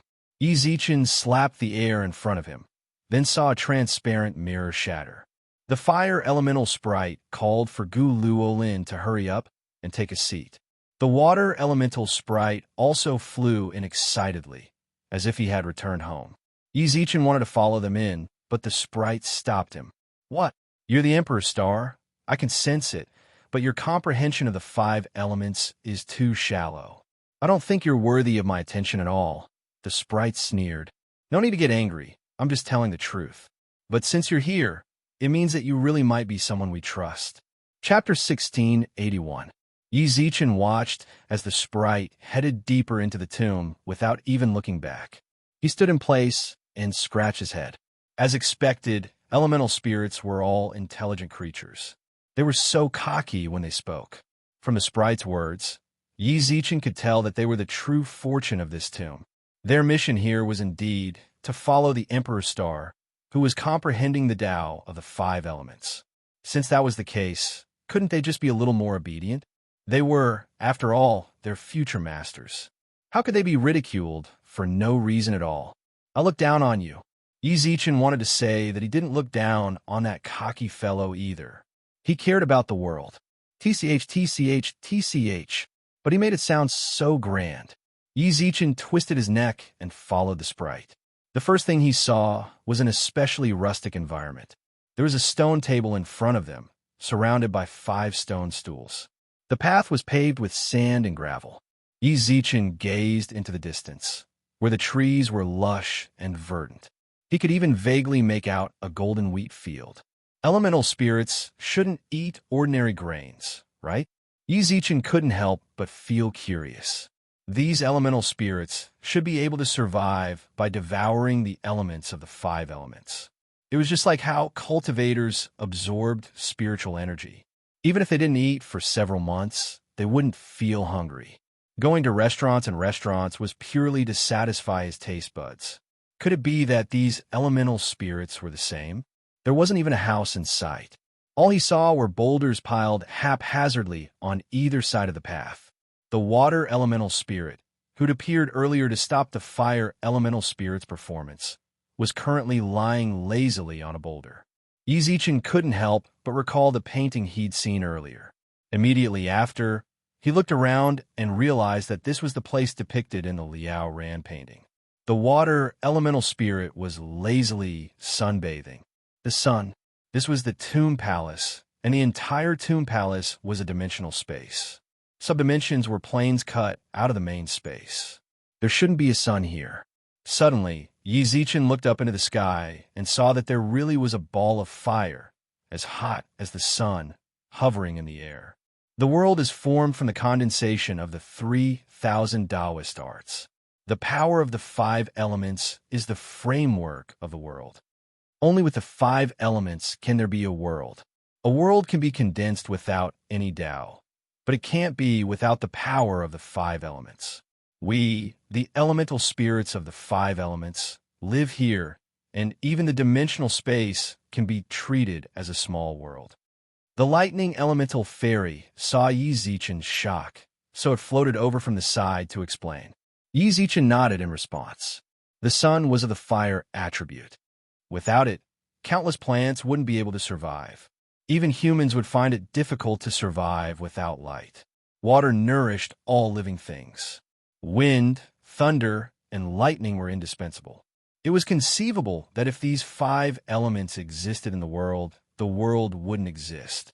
However, the foundations of the other great Taos of heaven and earth would not be shaken even if they did not exist. The power of the 5 elements was really important. Furthermore, from the words of the lightning elemental sprite, Linley could tell that the great Tao of the 5 elements was a supreme great Tao that stood above all other great Tao. As mentioned before, elemental spirits were existences with strong personalities. After that, the lightning elemental sprite didn't say anything else to Yi Zichen. Perhaps he only explained to Yi Zichen because he wanted to. If he didn't want to, he wouldn't say a single word even if Yi Zichen begged him. The fire elemental sprite was still on Gu Luolin's chest, taking advantage of her like a baby. This little pervert. How should I deal with it? Come out, all of you. Although the thunder elemental sprite was the 4th among the fire elemental sprites, it looked like it had the demeanor of a leader. Hearing that, the water elemental sprite flipped over and opened its eyes. It was still lying on the huge rock, not moving an inch. However, from the looks of it, it had probably used up all its energy to turn over. Little sister, let's go sit at the stone table. The fire elemental spirit said softly beside Gu Luolin's ear. Yi Zichen had seen all 3 of the elemental spirits, but he wanted to see the other 2. A flash of silver flashed past Yi Zichen's eyes. By the time Yi Zichen returned to his senses, an elemental spirit similar to the others had appeared before him. The elemental fairy sat beside the fire elemental fairy and leaned against the stone table. She placed her arms on the table and examined Yi Zichen. After a long while, he retracted his gaze. Yi Zichen saw a hint of disdain in the corner of his mouth. This pitiful power of the 5 elements. He, the water elemental fairy, who was lying lazily on a rock, also smiled. Gu Luolin blinked her eyes at Yi Zichen. Don't worry. They seem to be laughing at you. If you don't speak now, no one will think you're mute. Yi Zichen clenched his teeth. His face turned green. Oh, Elfer, what did you bring us here for? Could it be that the Emperor's star has arrived? Where is it? Why don't I see it? That's enough, said the thunder elemental fairy. No way. The elemental fairy was stunned, then looked at Yi Zichen speechlessly. So you're this era's Emperor's star? I'm so sorry, but I've never seen someone with such weak power of the 5 elements. I thought you were the Emperor's star's lackey at first. Ugh. This time, Gu Luolin couldn't help but laugh. Yi Zichen squinted his eyes and forced a smile onto his face. I'm not going to lower myself to their level. These elemental fairies are all freaking freaks. Their minds aren't normal. Since I'm the Emperor's star, then I have to be magnanimous. How can I lower myself to the level of these babies? Yi Zichen muttered to himself. The elemental fairy chuckled again, then shouted towards the water elemental fairy. What are you still hiding there for? Why are you still hiding there? Old Four asked us to come out. Only then did Yi Zichen notice that there was an elemental fairy behind the water elemental fairy's rock. This fairy was just like the one in the painting. It was hiding and only revealed its eyes, as if it was very afraid. Yi Zichen smiled kindly, but the elemental fairy immediately shrunk its head back. OL2, you're always so afraid of strangers. How are you going to help the Emperor's star conquer the world in the future? The other elemental fairies knew when to stop but the one on the stone block was clearly mocking Yizichin. I really can't take it anymore. You bastard. Yizichin grabbed the rock and walked towards the elemental fairy. However, the moment he moved, the thunder elemental fairy, the fire elemental fairy in Gululin's arms, and the water elemental fairy all attacked at the same time. Fireball, lightning, waterfall. There is also a pure blade of wind among the three elemental attacks. Wind. The one who'd released the blade of wind was none other than the elemental fairy's head. It seemed like he was a wind elemental fairy. The one in front of the stone block was lightning. Yizichin didn't expect the elemental fairies to be so united. Just as Yizichin was about to attack, they all thought of attacking the Emperor Star at the same time. Before Yizichin could even take 2 steps, he was blocked by 3 elemental fairies. When he saw this, Yizichin merely smiled indifferently. Since he made it this far, he wasn't some pushover that anyone could pinch. Yizichin tossed the rock to the ground and instantly activated the power of the 5 elements. The power of the 5 elements was already very dense here. In this environment, Yizichin was able to instantly cast techniques that he'd previously been unable to instantly. 4 attacks of different elemental attributes were released, and the resulting energy accurately collided with the other elemental fairies' attacks. Then, Yizichin didn't hesitate. Lightning flashed in his hand as he reached towards the lightning elemental fairy. Hey! The lightning elemental fairy smiled wickedly, then transformed into a bolt of lightning that shot towards Yizichin's right arm. Yizichin had to admit that the elemental fairies had great control over their own elements. The lightning around Yizichin's arm collided with the lightning elemental fairies. The result was that he was forced back dozens of steps, and his entire arm was paralyzed. After that, the lightning elemental fairy didn't pause in the slightest. It pressed on, and the other elemental fairies also activated their elements in an attempt to subdue Yizichin. That's enough. Guluolin viciously slammed the stone table. Turbulent waves of wind elemental essence gathered around him.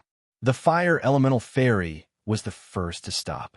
After blinking a few times, it immediately betrayed them. It condensed several fireballs in the air and took aim at the other elemental fairies.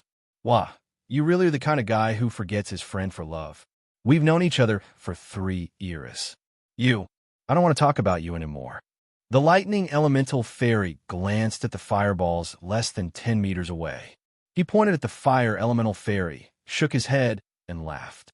Then he stopped, dispersed the surrounding lightning elemental fairies, and sat back down on the stone block as if nothing had happened. I'm not playing anymore. It's boring. Hey, did you see? There's a traitor among us. Hasn't he always been like that? The water elemental fairy dispersed its elements and lazily lay back down on the rock. Don't forget, when we were with the second master of the stars, he was the one who kept running around and clinging to the master's wives. In the end, those people broke the era. You really can't do this. If those God Race generals find a couple of beauties to tempt you, won't you betray them and come kill the Air Master of the Stars? Said the lightning elemental fairy, speechlessly. Boss, if you keep acting like this, it really will be difficult for us, said the lightning elemental fairy. The wind elemental fairy stepped out of the rock and nodded. Just a moment ago, they'd been hostile toward Yizichin, but in the blink of an eye, they'd turned into a crusade against the fire elemental fairy. Yizichin found this change somewhat difficult to understand. Gu Luolin also ran over in astonishment. Why did they start arguing? How should I know? From the looks of it, I'm the reason. Chapter 1682. Yizichin felt a bit sorry for the fire elemental fairy, who was at a loss for what to do. At the end of the day, he looked like a baby, but when he saw that the other people attacking him were babies as well, he also looked like a pervert. Serves him right for being condemned. Look, even OL too nodded. What else do you have to say? The lightning elemental fairy was truly a troublemaker. He was the one who attacked Yizichin, but he was also the one who refused to attack. Then, he was the one who condemned the fire elemental fairy, but from the looks of it, it was as if he wasn't the troublemaker at all. What are you guys doing? The fire elemental fairy felt a bit wronged. He looked at his brothers, then at the lightning elemental fairy. I saw that guy attack you, so I just threw a fireball at him without a second thought. Why did you guys suddenly start criticizing me? And then, the lightning elemental fairy tilted his head. The fire elemental fairy's aura instantly weakened. He scratched his head and stood on the stone block, speechless. At the start, he had indeed attacked on behalf of the lightning elemental fairy, but then, it seemed like, probably, if there was no surprise, he pointed his flames at them. Ahem! The fire elemental fairy coughed, then grinned. I'm just thinking of the bigger picture. He's the Emperor Star, so it wouldn't be good if we really hurt him. Since he didn't gain any advantage just now, I want to let this go and let you guys calm down. What's more, I didn't even throw a fireball. The lightning elemental fairy pointed at the fire elemental fairy, then looked back at him. The electric elemental sprite pointed at the fire elemental sprite, then turned around to look at him. It's all because I have good eyesight. If we were to fight again, your fireball would definitely land on our faces. Stop arguing. Who are you to me? How could you not know? With that, the lightning elemental fairy looked towards the wind elemental fairy. OL2, say something fair. Is there something wrong with him? This is indeed not good. This was the first time Ezichin had heard the wind elemental fairy speak. The lightning elemental fairy was forceful. The water elemental fairy was lazy. The fire elemental fairy was lively.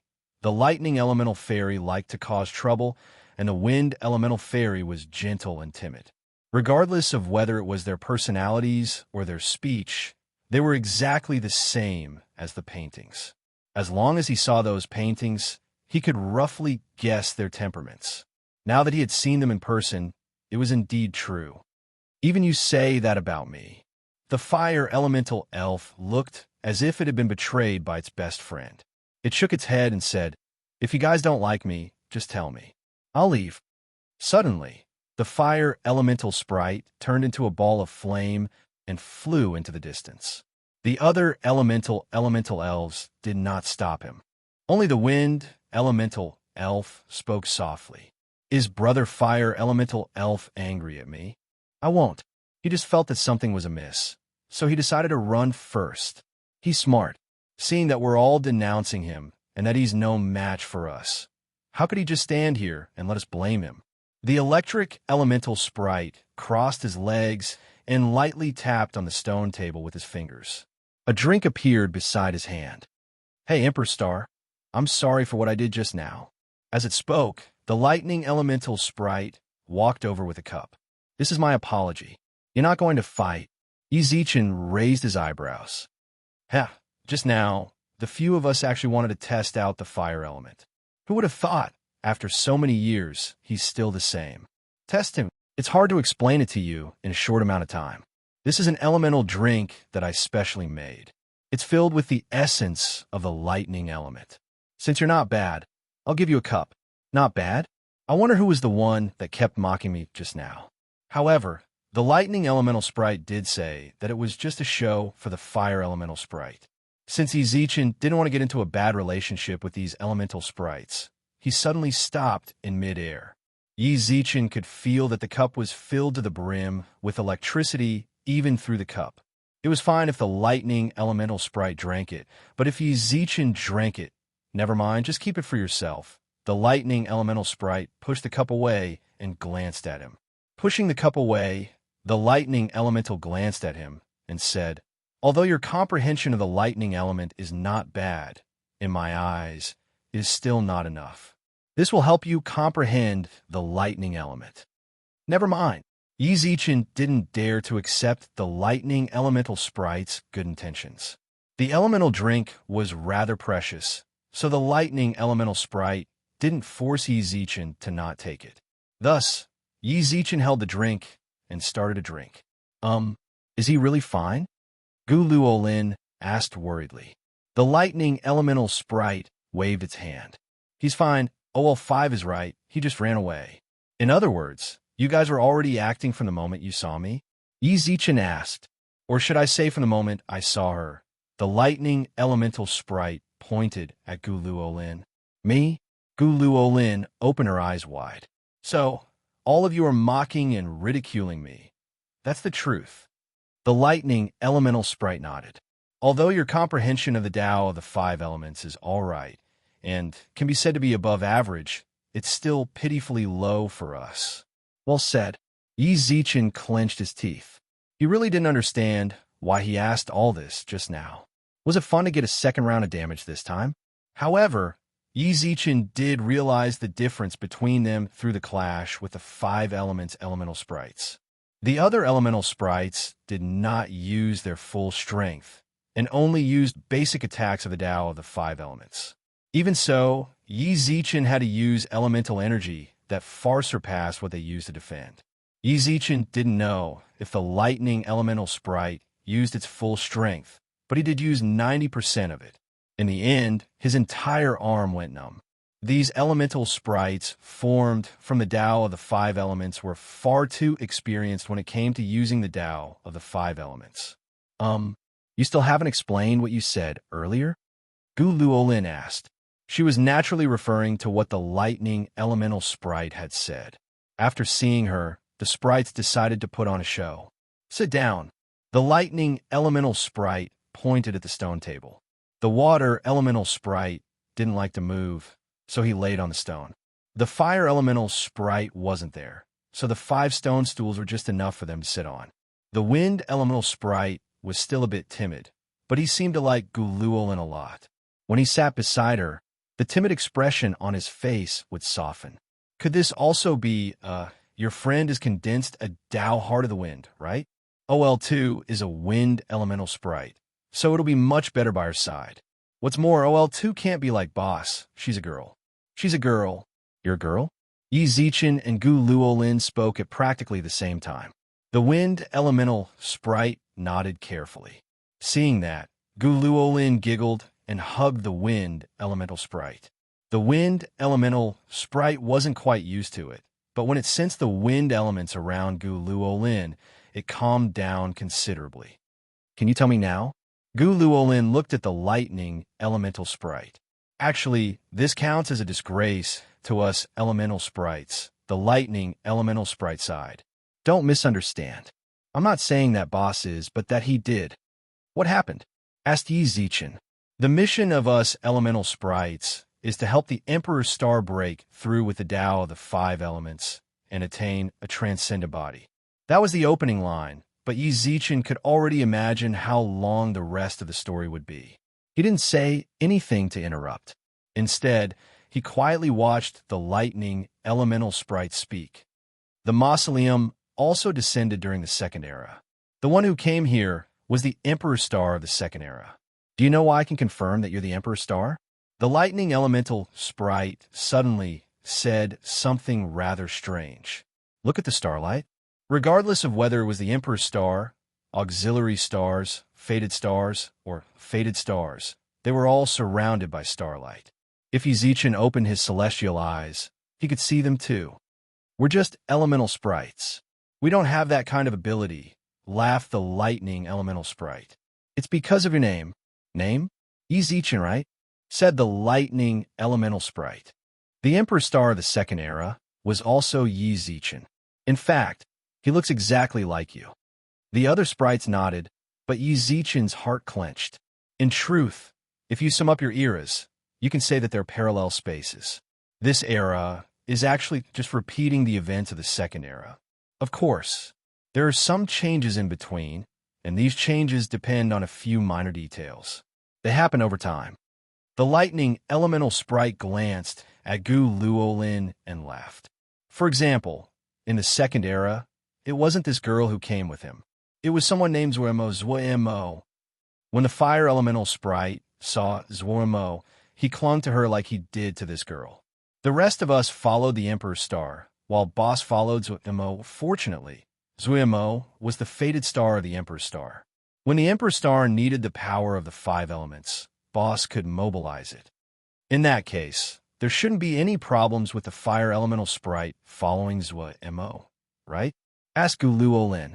You say there's no problems? Sneered the lightning elemental sprite. If there were no problems, why was the Second Era destroyed? Why? Asked Yi Zichen. It's precisely because the fire elemental sprite was too willing to cling to a woman. In the end, when the Emperor's star needed him, he didn't make it in time. You should know that since it's called the Tao of the five elements, it's naturally the strongest when all five of us exist together. Without the fire elemental sprite, we lacked one element and were no match for the outsiders. Thus, the second era was destroyed. OL5, the lightning elemental sprite, shouted at the lightning elemental sprite. Didn't the fire elemental sprite come later? He came, but it was already too late. Snorted the lightning elemental sprite. Yi Zichen's shock had long since reached its peak. Chapter 1683. Was it a problem with the fire element? When the elemental fairies told him the secrets of the past, Yi Zichen's eyes flashed with indescribable seriousness. If it really was as they said, then the fire elemental couldn't be forgiven. No matter what his temperament was like, he should be able to distinguish the severity of the problem when facing a critical moment of life and death for the era. At that moment, Yi Zichen already had a thought. I might as well give up on the fire elemental fairy. No matter what, he didn't want the tragedy of the second era to repeat itself. There were far too many people he wanted to protect here, and he had to bring back all the people who once lived in the modern realm. He couldn't tolerate the fire elemental fairy's stubbornness leading to the end of the era. No way, I think he's a good kid, Gu Luolin frowned. Gu Luolin frowned and tried to explain for him. Although he was still young, she, who had lived in the Gu clan, had heard about the end of an era. Her elders had been going out frequently recently, all in preparation for the end of the era. She heard quite a bit about the second era from her elders. Pushing all the blame onto the fire elemental fairy was a bit unfair in her eyes. You won't. The lightning elemental fairy smirked, but before he could finish, a beam of fire appeared in front of them. Yi Zichen, Gu Luolin, and the other elemental fairies couldn't help but avoid the heat wave. When the heat wave slightly dissipated, everyone saw that the fire elemental fairy was holding the neck of the lightning elemental fairy tightly, while her eyes flashed with a cold light. Boss, the lightning elemental fairy frowned. The water elemental fairy floated over from the boulder in shock, while the wind elemental fairy's eyes and face were filled with worry. OL5, don't go too far. As the fire elemental fairy spoke, the surrounding fire elemental energy continued to gather around him. All of a sudden, the surrounding temperature rose by several dozen degrees. As humans, Yi Zichen and Gu Luolin couldn't face this temperature for long. The wind elemental fairy considerately set up a wall of wind around them, while the water and lightning elemental fairies broke out in cold sweat. Didn't you already run away? Since you chose to run away, then don't come back. The lightning elemental fairy snorted, then pushed the fire elemental fairy's hand away. Don't grab my collar, let go. Escape? Are you saying that I'm escaping? The fire elemental sprite was still holding onto his collar tightly, its eyes burning with tangible flames. The destruction of the second era is all of our problems. You're really smart, trying to push the blame onto me with just a few words. As soon as it finished speaking, the fire elemental sprite pushed the lightning elemental sprite back. The electric elemental sprite patted its collar gently. Shortly after, the fire elemental sprite turned around and glanced at Gulin. Thank you for trusting me. At this moment, his eyes no longer had that perverted look in them. His eyes were filled with seriousness as he looked at the major elements around him. Ask yourselves, am I to blame for the destruction of the second era? Don't you have any questions? The fire elemental sprite looked around, and everyone who met its gaze lowered their heads. After that, he looked at the electric elemental sprite. However, the electric elemental sprite didn't dare to look him in the eye like a human. I obediently listened to the Star-Lord's words and used the lightning element to resist the outerium celestial rays for 6 hours. That's right, you did what you were supposed to do. However, others might not know what you did in between. Do you think I don't know? The fire elemental sprite sneered. What did I do? Speaking of which, it's quite a coincidence. I like beautiful women. Wherever there are beautiful women, I like to go there. At that time, the Demon Emperor had 2 extremely beautiful attendants by his side. I peeked at them bathing many times. You have the nerve to say that. There's nothing to be embarrassed about. So what if I like them? However, I coincidentally saw you in the Demon Emperor's residence once. The fire elemental sprite looked at the electric elemental sprite indifferently, its eyebrows lowered. At that time, the Outerium had already attacked the era. The Demon Emperor was still standing opposite the Star-Lord. However, you still contacted him despite knowing this, and told him the truth of transcendence. After that, you deliberately didn't help the Star-Lord comprehend the elemental power, so that your lightning element remained one step behind. At that time, even for my element, which is always attached to women, the Star-Lord had already comprehended it to the state of returning to its original state, didn't he? In the end, the Demon Emperor transcended.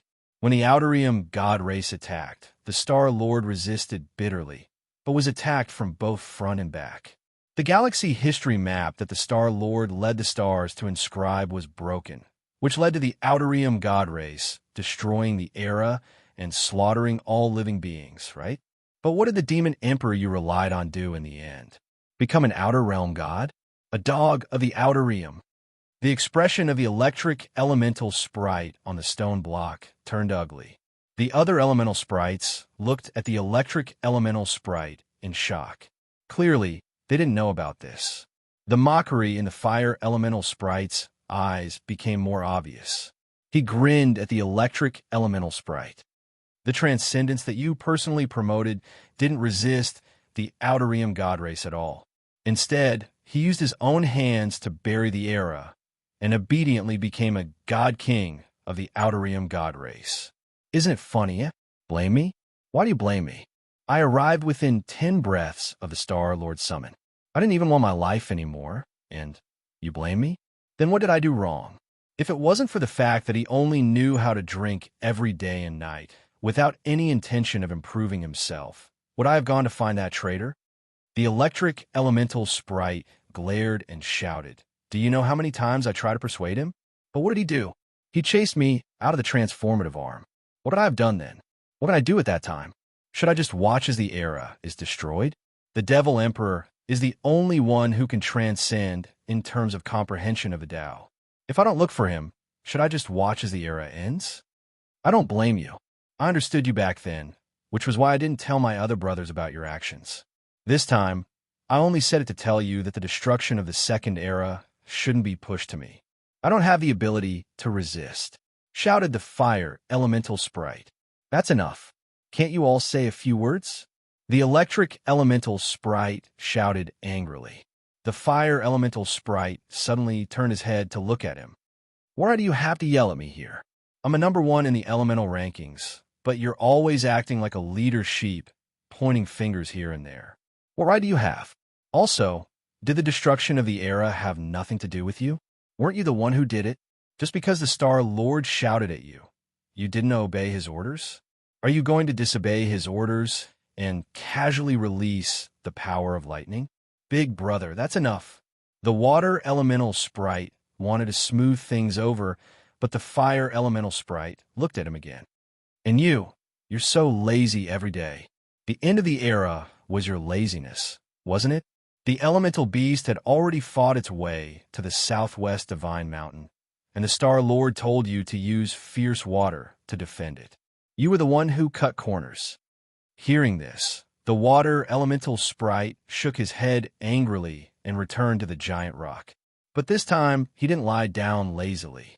Instead, he turned his back to the crowd, as if in remorse, his eyes staring straight at the wheat field in the distance. And you, second sister, the fire elemental sprite pointed at the wind elemental sprite in Gulaline's arms. Just when are you going to grow a little braver? You're obedient, and you work hard, but you're too cowardly. When you saw the elemental beast, you were so frightened that you couldn't even release an ordinary wind blade. So what if you worked hard?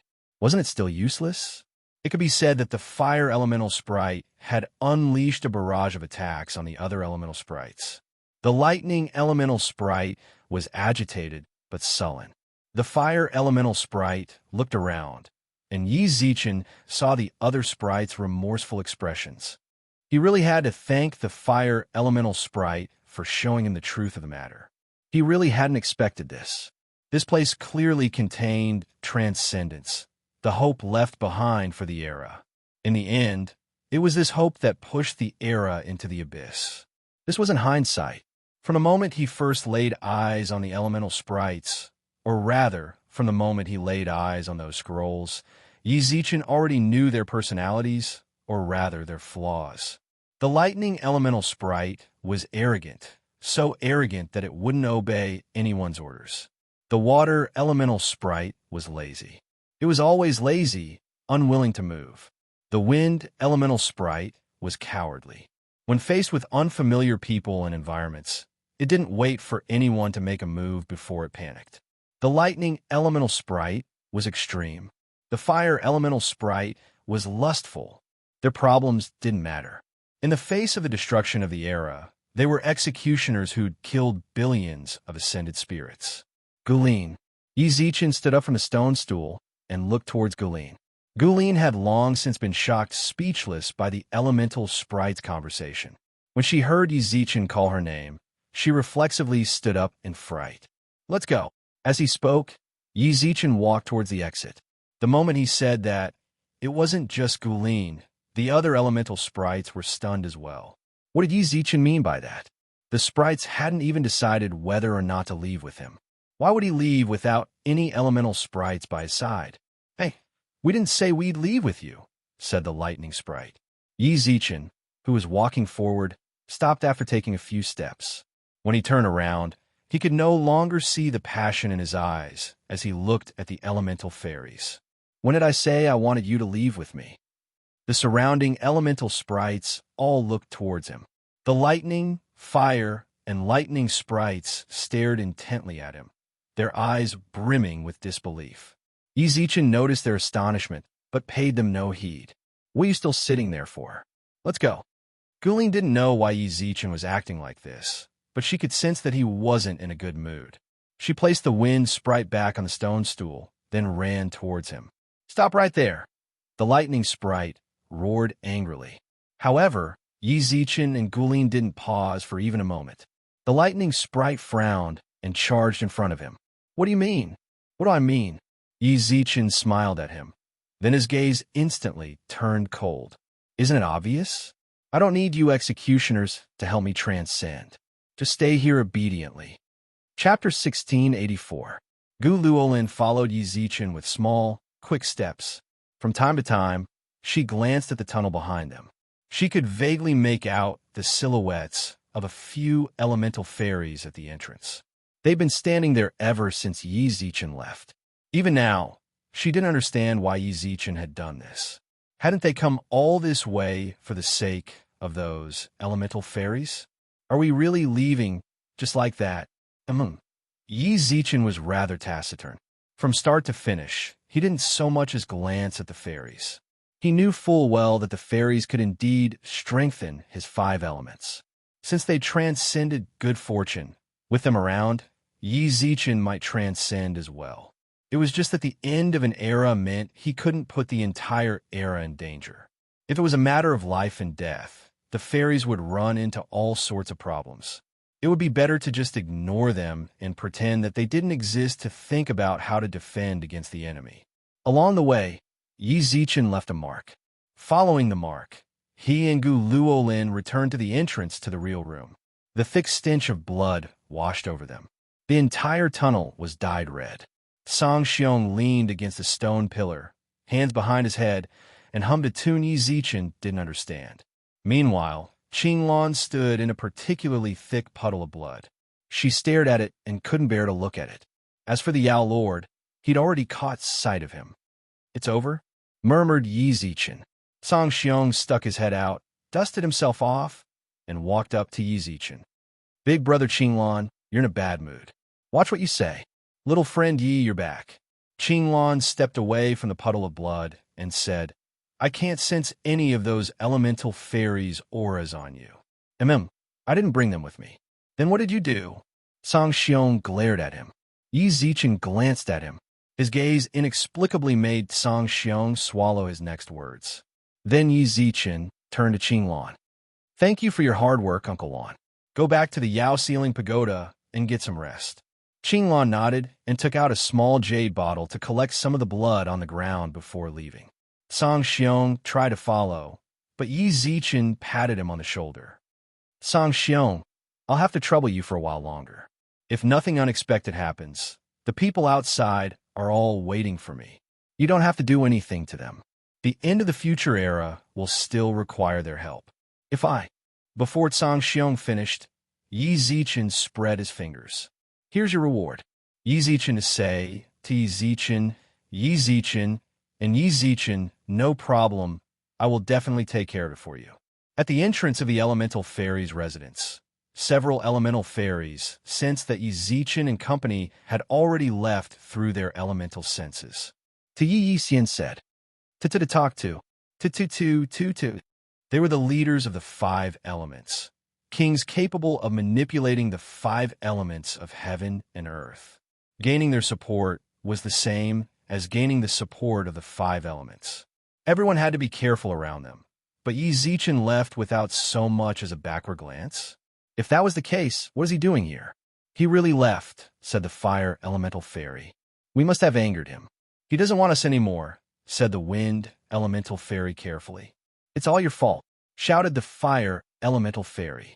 The electric fairy glared at the fire elemental fairy. If it weren't for your shitty mouth, would things have turned out this way? If you hadn't been trying to shirk your responsibilities, would I have said all that? Shouted the fire elemental fairy. What do we shirk our responsibilities? Isn't that the truth? Aren't you always willing to stick yourself to pretty girls? Scolded the electric fairy. Am I not telling the truth? The fire elemental and electric fairies stared at each other. At that moment, the water elemental fairy knelt down and muttered, What should we do? You're still slacking off. The Star-Lord left because he saw you slacking off. He definitely remembered what I said. You skimped on the water barrier, and he felt that you were problematic. So he directly abandoned all 5 of us? Said the fire elemental fairy. What does that have to do with me? So noisy. A sudden rumble sounded out in the sky. The lightning elemental fairy's body flashed with the power of lightning, and she roared angrily. None of us are to blame for the situation turning out like this. What's more, this isn't the time for us to argue. We should be more concerned about the fact that the Emperor's star didn't take us out. What about our mission? Since he's heartless, then don't blame us for being heartless, the lightning elemental fairy snorted, then waved her hand to leave. The fire elemental fairy grabbed her. Where are you going? Go find someone else. Do you think we, the 5 elemental fairies, can't find a host? There's something wrong with your head. The fire elemental fairy smashed the lightning elemental fairy's head. Did you forget about the demon emperor last time? What's more, where are you going to find that person who is so compatible with the Tao of the 5 elements? Didn't you sense that the 5 elements laurel is in his hands? The lightning elemental fairy's lips twitched, but she said nothing. The fire elemental fairy looked at the other elemental fairies. I told you long ago that when he came, we should just follow him. Don't you have any shame? Weren't you the one lying in that girl's arms and not moving? Said the water elemental fairy speechlessly. Then I won't delay going with him. Isn't that girl with him? What are you guys doing? Why are you arguing again? Said the lightning elemental fairy. Boss is right. That Emperor Star really is compatible with the power of the 5 elements, and the 5 elements laurel is in his hands. Don't even think about finding another host. Then what do you think we should do? The elemental fairies were rather worried. Yi Zichen clearly didn't want to take them with him. Otherwise, he wouldn't have left so decisively. How about we go out and apologize to him? Suggested the wind elemental fairy carefully. We're elemental fairies, the emperors of the 5 elements. Don't you want to lose face? Glared the lightning elemental fairy. Then what should we do? As long as someone enters, the mausoleum will disappear in 3 days. The other elemental fairies looked at the lightning elemental fairy. No matter what the fire elemental fairy had said, the lightning elemental fairy was still the one who had the final say. The lightning elemental fairy was quite vexed. They absolutely had to leave before the mausoleum disappeared. Yi Zichen's power of the 5 elements was the most compatible. Regardless of whether it was his fate with the elemental fairies or his luck, he was the best choice for them. Going up to them and apologizing would be too humiliating. Let me think about it. In the real room, after the sovereign emperors left, the sovereign realm experts stayed behind, unwilling to give up their evil intentions.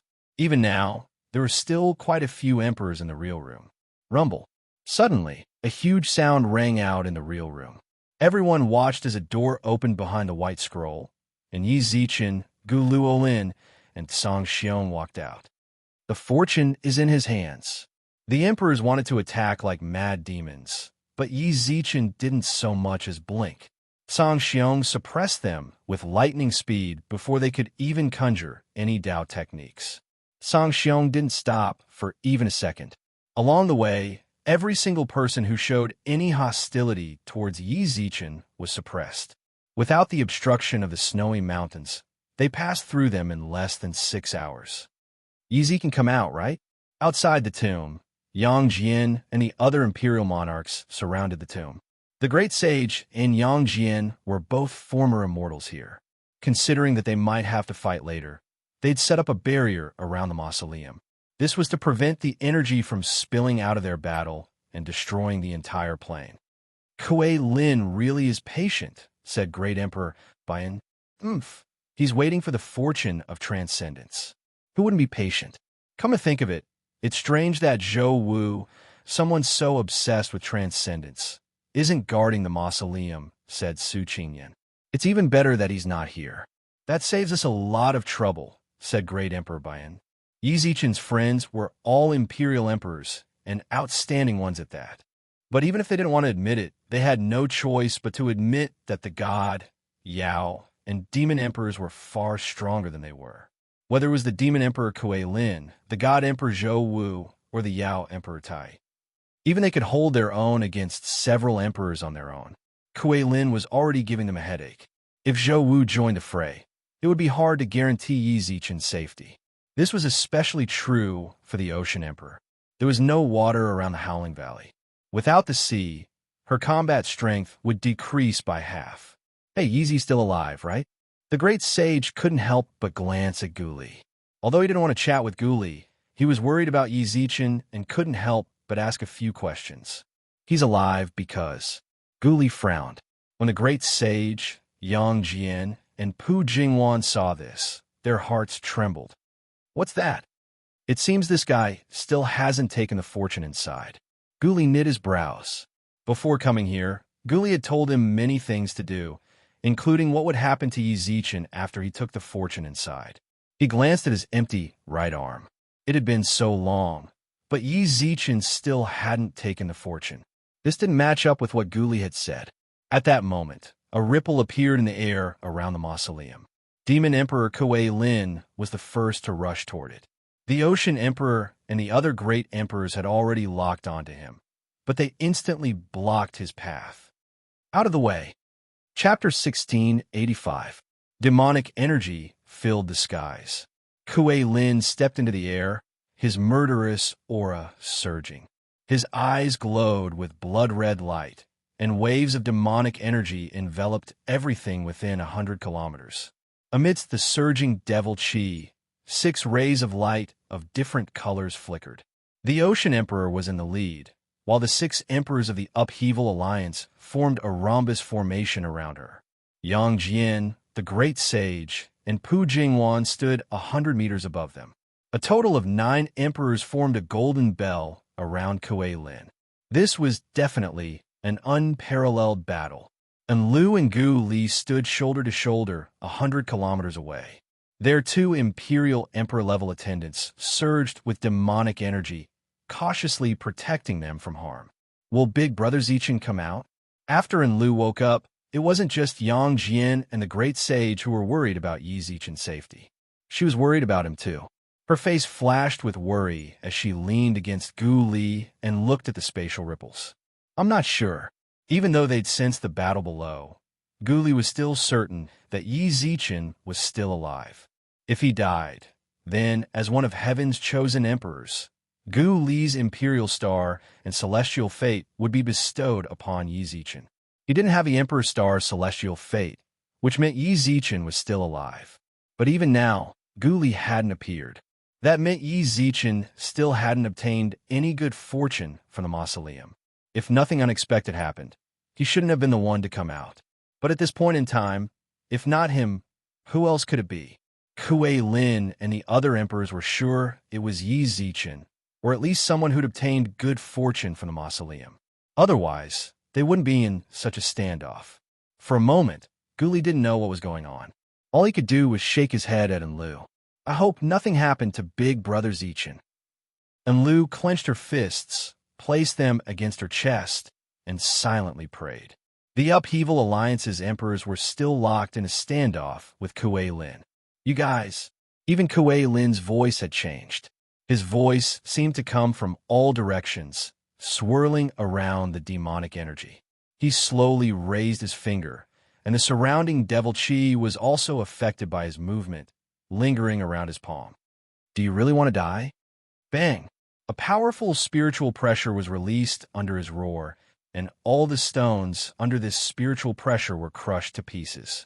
The demonic aura emanating from his body seemed to be tainted with the aura of death. The vegetation around the tomb was all withering under the envelopment of his demonic aura. The sovereign emperor expert in the sky instantly released his divine power and surrounded himself with it. No matter how the demonic aura around them howled and how the spiritual pressure surged, they did not retreat even half a step and stared straight ahead. They could not retreat either. Behind them was where the spatial ripples had appeared. It was highly likely that Yi Zichen would appear there. So long as they could act, they absolutely couldn't let anything happen to Yi Zichen. That guy is so fierce. And Lu shrank back against Gu Li's chest in fear. They weren't within range of the demonic energy, but even so, the demonic energy still made her hands and feet go cold. She couldn't help but tremble. He is a demon emperor. Gu Li sighed. His words were filled with affirmation of Kuei Lin's abilities. Can those people beat him? And Lu blinked. When Gu Li heard this, he glanced ahead once more. Kuei Lin's domain was a few hundred kilometers wide. If the sovereign emperors were within range, their strength would inevitably be suppressed. Besides, Gu Li's cultivation wasn't all that high.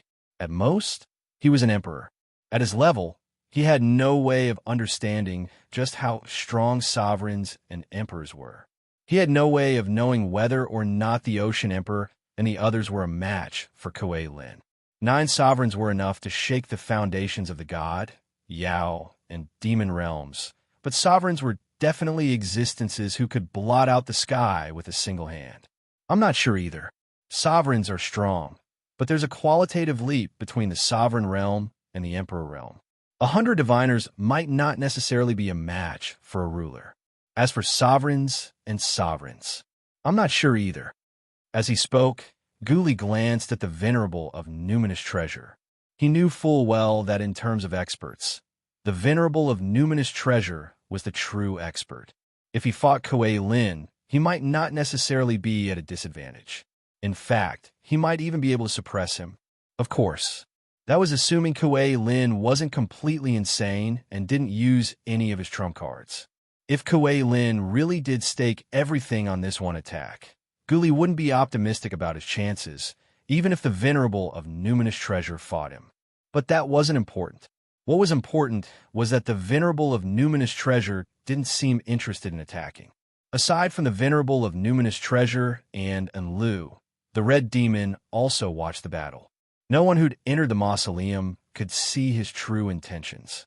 He didn't fight for the transcendental good fortune, nor did he covet the treasures of the snowy mountain. When the Ocean Emperor and the others left the mausoleum, he followed them without hesitation. After emerging, he didn't leave. Instead, he sat cross-legged on the ground, just as he'd been when they first saw him. No one knew what he was thinking or what he wanted to do. Perhaps he wanted to stay and observe Kuei Lin's strength. Or perhaps he wanted to see who would get the good fortune within the mausoleum. In short, when Kuei Lin confronted the Ocean Emperor and the others, Gu Li acted like an indifferent spectator. After that, Gu Li paid more attention to the little lowly and the burly man who'd attracted a lot of attention in the mausoleum. They were the ones who'd told him the way to the inner palace, and they'd shown him the real room. Most importantly, they were strong enough to raise eyebrows. Unfortunately, the two of them didn't seem interested in the mausoleum's good fortune either. After leaving with the Ocean Emperor and the others, they didn't stay behind like the Red Demon. It was as if they weren't interested in the good fortune, and they didn't care who got it either. As far as Ghoulie could see, there was no longer any trace of these two eccentrics. This trip down to the mausoleum was really strange. Suddenly, a demonic wind swept through the mausoleum, stirring up dust and gravel. Ghoulie and Enlu couldn't help but look away. The two maidservants responsible for their safety formed a hand seal, but the venerable of numinous treasure and the Red Demon weren't affected in the slightest. They simply watched the Demon Emperor and the others closely. If you don't retreat, then die. Kuei Lin stood in the center of the Emperor's encirclement. He could no longer suppress his impatience and attacked. He really did have the patience to wait any longer. Regardless of whether or not Yi Zichen was the one who'd appeared, he had to get rid of the Ocean Emperor and the others. If he didn't get rid of them, then even if it wasn't Yi Zichen who'd come out, but the other emperors, by the time Yi Zichen appeared, Kuei Lin would still have to cross the gap between them. Rather than wait impatiently, he might as well take advantage of this time to get rid of the obstacles in his way. The Demon Emperor lived up to his reputation as a Demon Emperor. It was clear that he was truly intent on killing them. He'd attacked with lightning speed. His 6 clones separated from his body. They all retained their own consciousnesses, so Kuei Lin didn't need to spend any effort controlling them. This was one of the techniques the other emperors envied, the unshackled doppelganger. However, compared to the Ocean Emperor, Kuei Lin's mastery of this secret art was far more exquisite. The 6 clones charged at Xianji, Su Wan the Fox Empress, Yang Jian, the Great Sage, and Pu Jingwan. Demonic energy gathered around Kuei Lin's true body, then coalesced into 4 arms. He charged at the Ocean Emperor, Bian, and Chao Feng. The sky rumbled endlessly. The battle between emperors and emperors was no longer possible to observe with the naked eye. The people standing outside could only see the light flickering in the demonic chi, and the sound of explosions that made their scalps tingle came out of the demonic chi. The shockwaves from the fight even shattered the space around the tomb. Fortunately, Yang Jian and the Great Sage had set up a barrier in advance. Otherwise, the entire immortal region might not have been spared. Shuiyang, you used the river Styx to defeat one of my clones. This time, I'll fight you with my true body. I heard your Sea God set is complete. Take it out and let me see. The Ocean Emperor sneered, not daring to be careless. He activated the Sea God's halberd, crown, and ring. Then, he transmitted to Bian and Chao Feng. Don't get careless. Kuei Lin still has some tricks up his sleeve. I don't need you to tell me. Bian gripped the hidden dragon sword in his hand. This god-bestowed artifact seemed to sense the impending battle as well. The sword trembled incessantly as it cried out in excitement. If we can kill him here, we'll have eradicated a scourge for the god, Yao, and demon races. What shameless boasting. Bian didn't transmit his words, so Kuei Lin heard them all. Roared the 6-armed Kuei Lin. Little did he know that as he spoke, a beam of light pierced through the demonic energy from his left.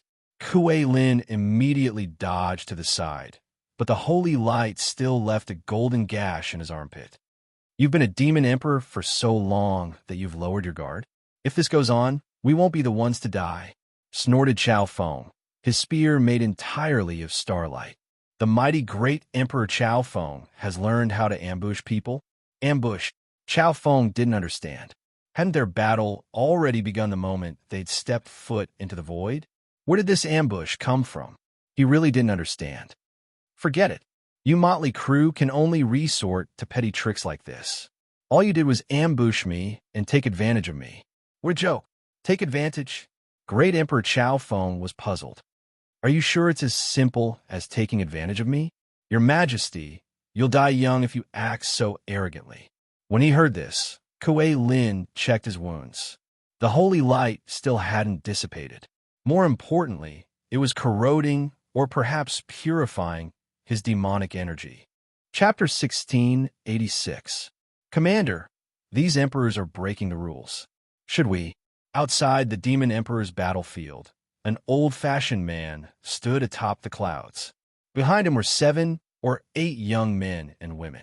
The one who spoke was a young man next to the man. He bent over and asked for his opinion. The tomb is here. Do you really expect the people above to stay here? We've already tacitly agreed to let them come, but this... Did you just get to know those people? The man glanced coldly at the young man. They're all bastards who'd do anything for a bit of profit. Do you really expect them to coexist peacefully? That's exactly why I... What do you mean, why? I told you to stabilize the space. Yes, sir. Then stay here obediently. Without my command, no one is to move. As he spoke, the man swept his gaze over the men and women behind him. Besides, we're not the only ones keeping an eye on them. If they don't move, we won't. The clan told me to stabilize the space, but who would have thought that this was a competition between me and Linru? Can't you tell that this is a competition between me and Linru for the main seat? You better open your eyes. If something goes wrong, you know. Yes, division leader. The men and women in the clouds placed their right hands on their chests. The man raised his head and looked in front of him. There was a sea of clouds in front of him, but his gaze seemed to pierce through them. He stared intently at the spot in front of him.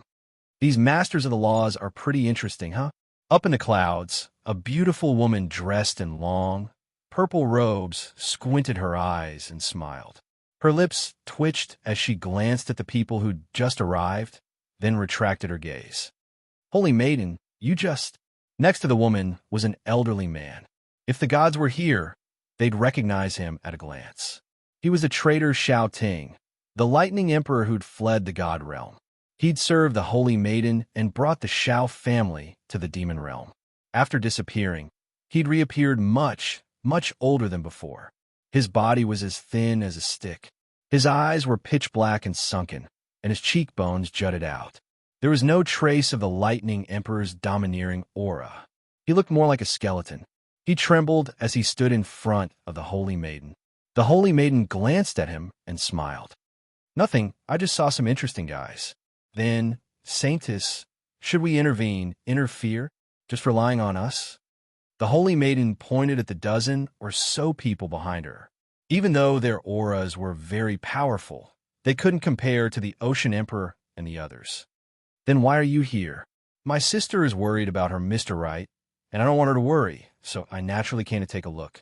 Now that his Mr. Right hasn't come out yet, why should we interfere with those people's affairs?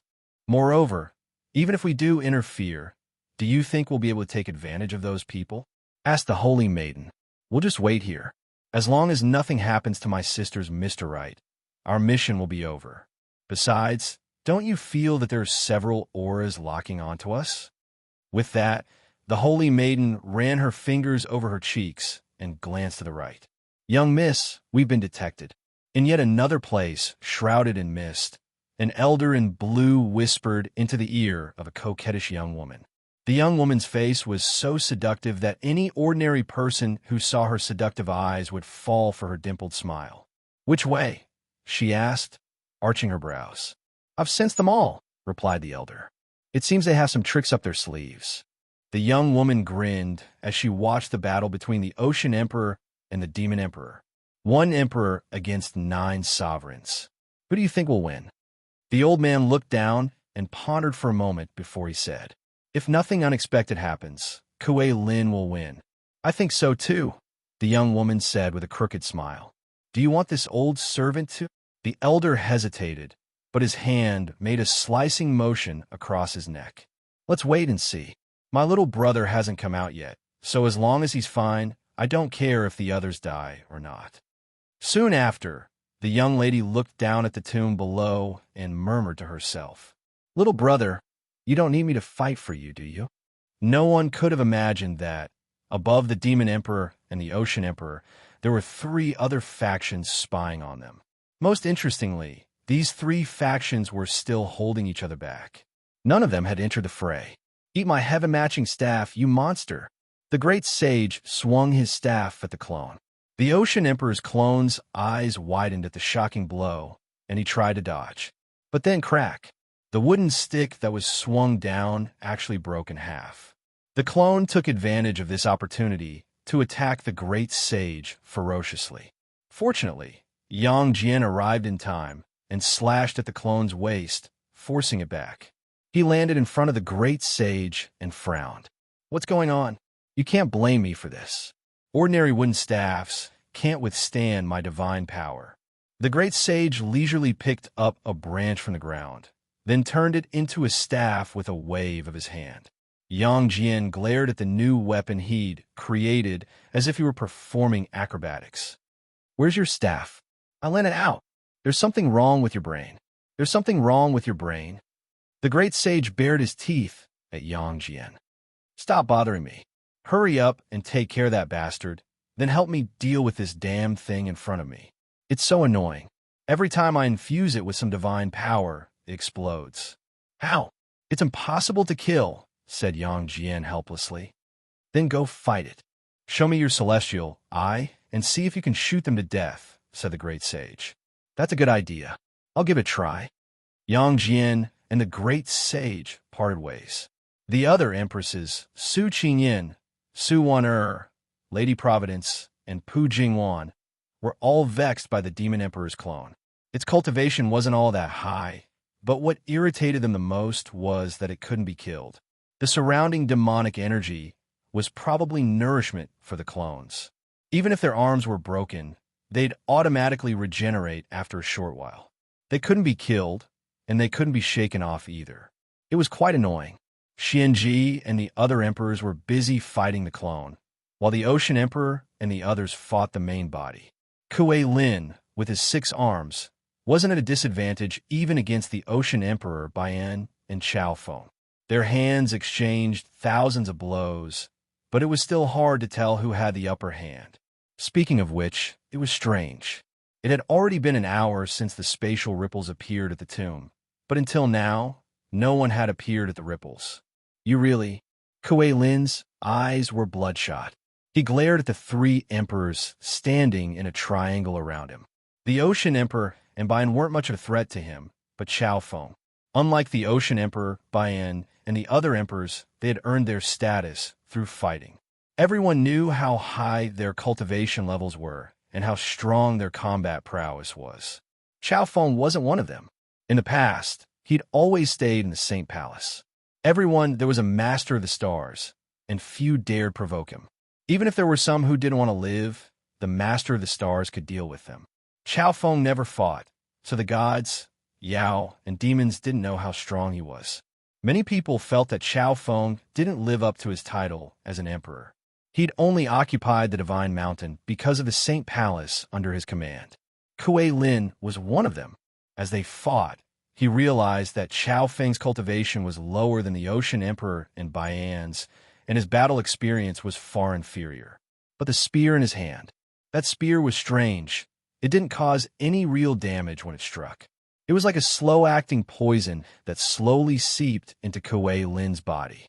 Even worse, when the spear was about to touch him, Kuei Lin would use his demonic energy to block it, but the spear would ignore it and continue to strike him.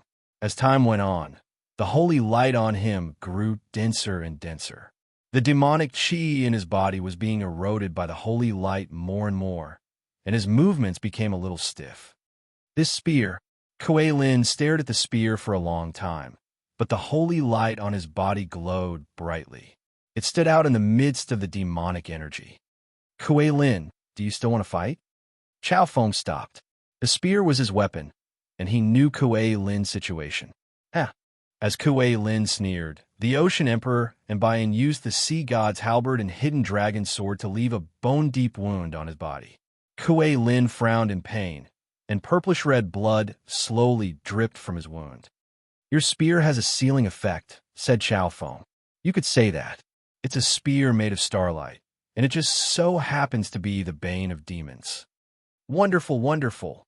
Kuei Lin roared with laughter, lifted his injured arm, and licked the wound. Purplish-red blood stained the corner of his lips, but he only licked it once. Then, abruptly, he dispelled the demonic energy on his arm. His arm wasn't the only thing that vanished.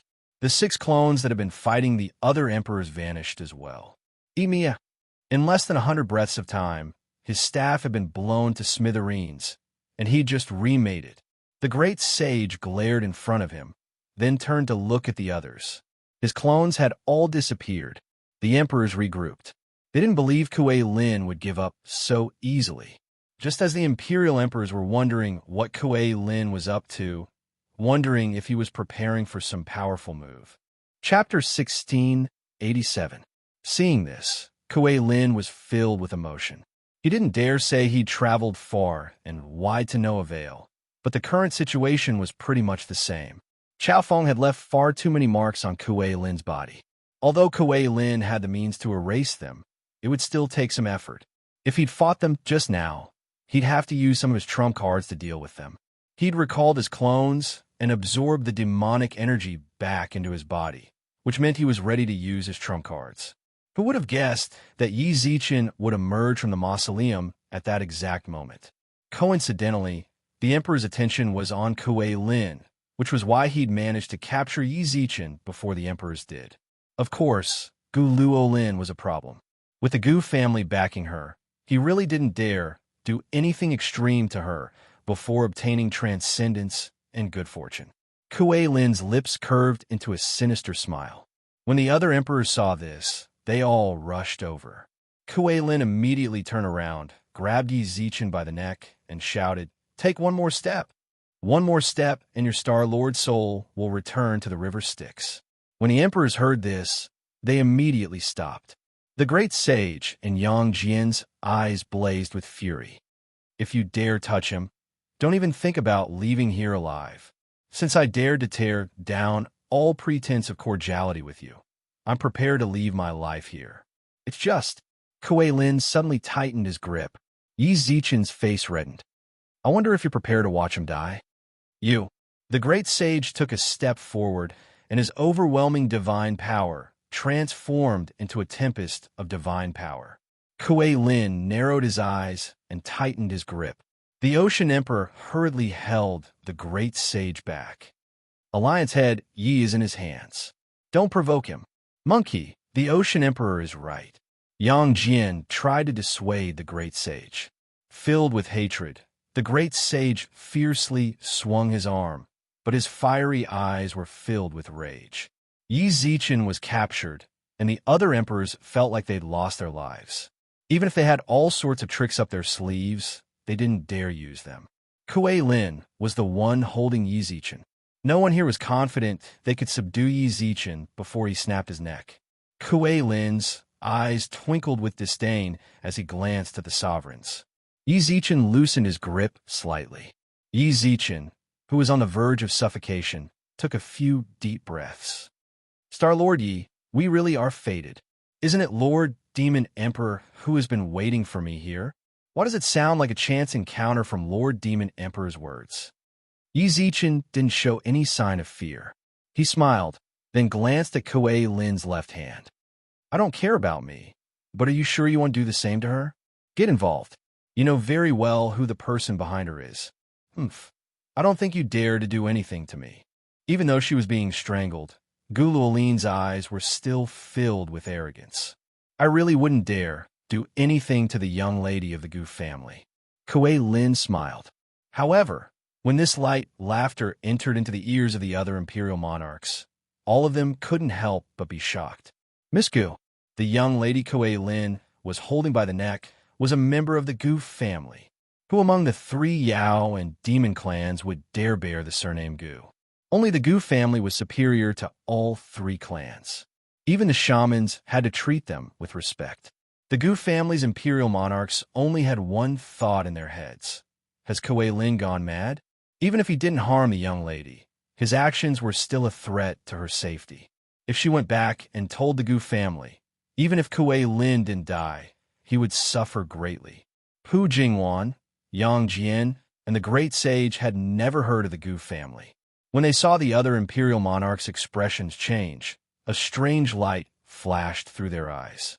"Big sister Xianji, what does the Gu family do?" Yang Jian couldn't restrain his curiosity. Xianji turned and glared at him. She was furious at the way he'd addressed her, but she still explained. The Gu family transcends the three realms. Transcends. Pu Jingwan arched her brows. The Gu family never appears in the outside world, and there's almost no news about them.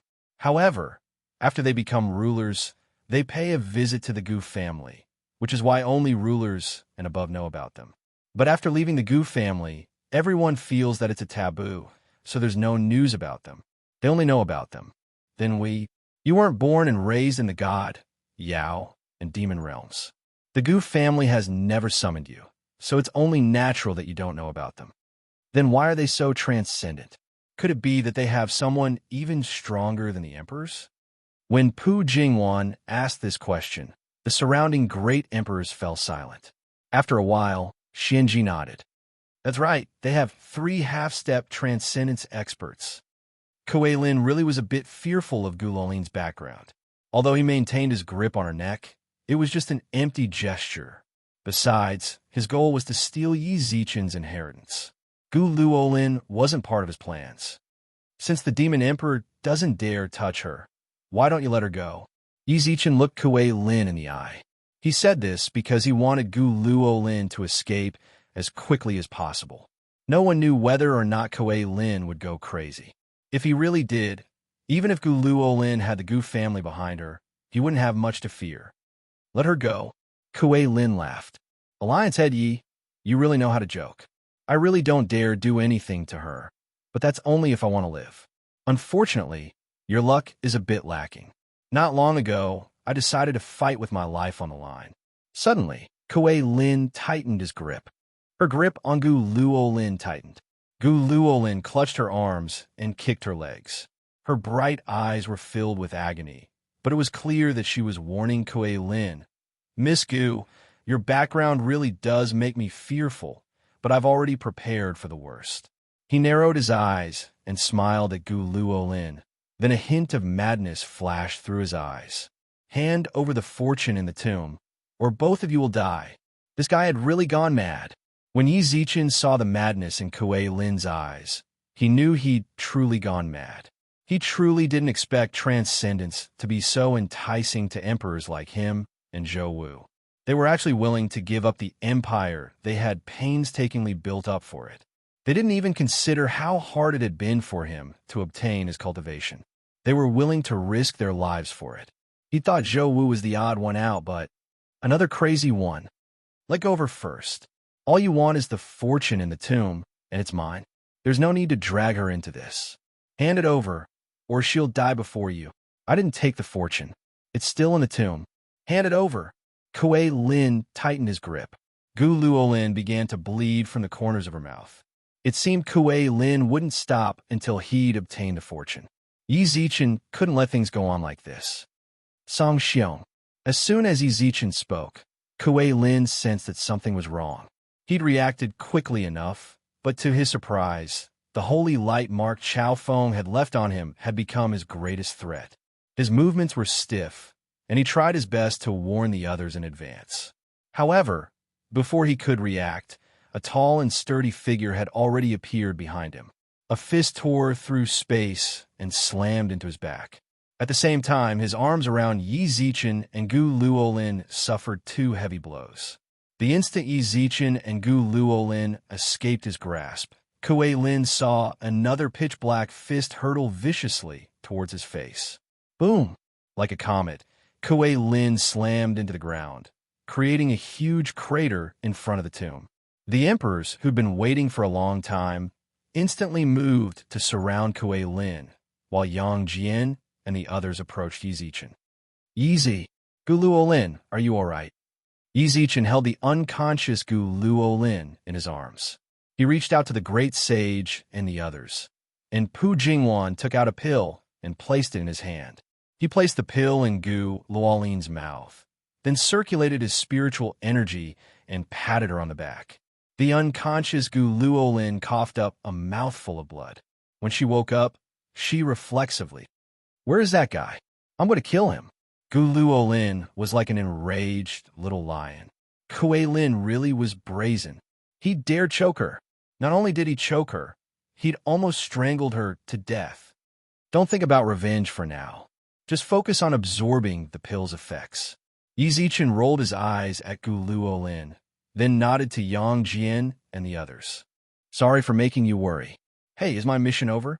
If there's nothing else, I'm going to head back, said Song Xiong, who'd just finished off Kuei Lin with a single punch. Yang Jian and the others looked at him. This was a fierce man. Earlier, even the 9 emperors couldn't do anything to Kuei Lin, but now this big brother had sent him flying with a single punch. You've worked hard. I'll pay you later. Song Xiong nodded and disappeared into the void. Yang Jian also spoke at this moment. Yang Jian spoke up. Who was that guy? He's a bit fierce. When are you going to call him out so we can spar? The great sage nodded. Both he and Yang Jian loved to fight, and when they saw such a fierce expert, they itched to fight. You won't be able to beat him.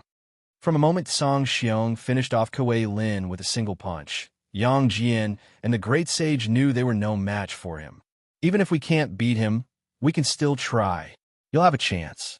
Yi Zichen understood their personalities, so he changed the subject. Shouldn't our main problem be the Demon Emperor?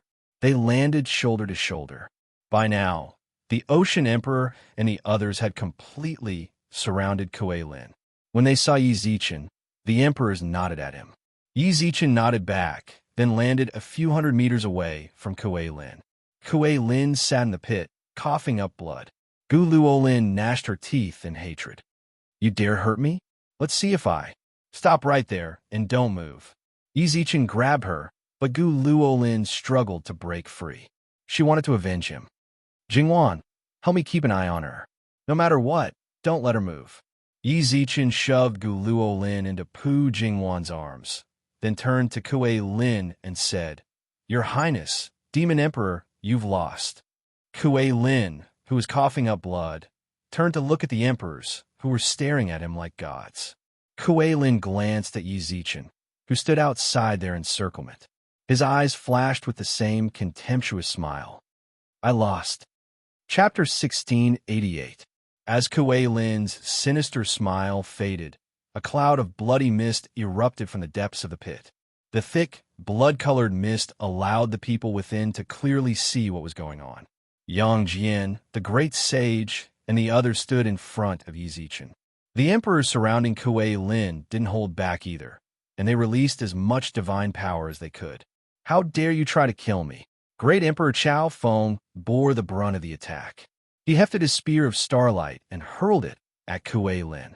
Empress Su Qingyan, Su Wan, and Xianji dispersed the blood mist as quickly as they could. Once it cleared a little, the other emperors prepared to unleash their battle techniques, but to their surprise, Kuei Lin had long since disappeared from the pit. The ocean's sovereign, who was charging ahead, stopped and frowned at the empty crater. Great Emperor Bian, still wielding his hidden dragon sword, angrily waved his hand and stared at the pit beneath their feet. We let him escape. Judging from Kuei Lin's expression, everyone thought he was going to fight to the death. Who would have guessed he'd end up like this? He'd taken advantage of the great emperor's off guard and fled? With the Holy Light brand, he can't have gotten far in such a short time. I'll go catch him. Bian gestured to chase after him, but great Emperor Chao Feng stopped him before he could move. Don't go. You're letting him go just like that? Once he returns to the demons, he'll definitely be a disaster. You won't be able to catch up to him. The Ocean Emperor glanced at the blood mist, which had yet to completely disperse. Just now, he must have used the demon's forbidden technique, blood explosion. He completely abandoned his body and self-destructed, leaving only a sliver of his soul behind. If Chao Feng doesn't want you to chase after him, that means his Holy Light brand is gone. Let's go. Chao Feng nodded. It was true that he couldn't sense the Holy Light brand he'd left on Kuei Lin's body. If the Holy Light brand was still there to restrict Kuei Lin's movements, Bian wouldn't even need to chase after him. He escaped. The Empress, Su Qingyan, and the others rushed over as well. When they saw that Kuei Lin was long gone, they couldn't see any trace of him. Chao Feng and the others nodded. The Ocean Emperor put away his Sea God set. Without the Sea region, your Sea God's 3-piece set is really useless. It was Xianji who spoke. The Ocean Emperor glanced at her, but said nothing. That was indeed the case. The sea god's three-piece suit was very strong, and he was almost invincible in the sea region. However, the restrictions of this god-bestowed suit were too great. Without the sea, it wouldn't be his home ground. Even with the support of the three-piece sea god set, his battle strength still wouldn't increase much. It could even be said that it was somewhat weakened. Even the Ocean Emperor couldn't argue that they were useless. Whether it was Xianji's Compass of Fate or Baian's Hidden Dragon Sword, these two divine artifacts could unleash their greatest power anywhere. What a pity! If the battle had taken place in the Sea of Innocence or the River Styx, the Sea Emperor wouldn't have dared say that she'd be able to subdue Kuei Lin. At the very least, she wouldn't have felt so powerless. Don't say that. At least in the sea region, the Ocean Emperor is an existence that no one can underestimate. Su on Earth smiled kindly. How annoying. If only I could finish off Kuei Lin here. Baian was still furious at Kuei Lin's escape, but Xianji laughed. So what if he got away? After using Blood Explosion, he lost less than a tenth of his strength. Even if he rebuilds his body, it'll be hard to see him stirring up trouble in the near future. Besides, have you forgotten about that? Xianji glanced at Gu Luolin. While they'd been furious at Kuei Lin's escape, she was even more furious than they were. When they considered her background, the emperors couldn't help but feel a chill run down their spines. Compared to being captured, Kuei Lin's escape seemed like a mistake. How could you let him get away just like that? When she sensed Kuei Lin's escape, Gu Luolin's face flushed red with anger. She puffed up her cheeks, gnashed her teeth, and clenched her fists tightly. He ran well. When I get back to the clan, I'll have my father and mother beat him to death. Yi Zichen couldn't help but smile bitterly. At some point, the venerable of numinous treasure had appeared beside them. Even if he goes back, I doubt he'll have a good time. You still know how to come over? The great sage glared at him in exasperation. Son, asked for your help just now, but you didn't even help. What a waste of a brother. He didn't have the Rui Jingu Bang, so he could only use a wooden stick. While fighting Kuei Lin's clone, if the great sage used just a bit more of his divine power, the wooden stick would explode. He couldn't harm the clone, and the clone stuck to him like sticky candy. The great sage, who'd always had a short temper, was furious. It was then that he sent a transmission to the venerable of numinous treasure, asking him to come over and help. However, the venerable of numinous treasure acted as if he hadn't received the transmission at all. He simply stood there, watching the commotion without moving. Did you come looking for me just now? I don't know. The venerable of numinous treasure grinned. From his grin, it was obvious he'd received the transmission, but was too lazy to move. Fortunately, nothing had happened. The great sage couldn't be bothered to argue with him, so he waved his hand and ignored him. Yi Zichen, however, paid no attention to the venerable of numinous treasure and the great sage's minor conflict. What he cared about was what the venerable of numinous treasure had just said. Even if he goes back, he won't have a good time? Suddenly, an idea popped into Yi Zichen's mind, and his eyes flashed with a dark light. Venerable of numinous treasure, what do you mean? The venerable of numinous treasure chuckled, then glanced around discreetly, indicating that this wasn't the place to talk. Yi Zichen understood and didn't ask any more questions. The Ocean Emperor and the others hurried over as well. Right now, they cared more about the fortune within the tomb than anything else. Star-Lord Yi, I'm a bit tired. We've been here for too long, and I'm sure you all have a lot of business to attend to. How about we head back first? We can talk later. That's fine too. By the time Yi Zichen and the others returned to the God Realm, it was already late at night. The other emperors returned to the upper plane and left one after the other. Yi Zichen was happy to oblige, so he bid them farewell and returned to the 10th Divine Mountain. However, Gu Li and the others had followed Yi Zichen.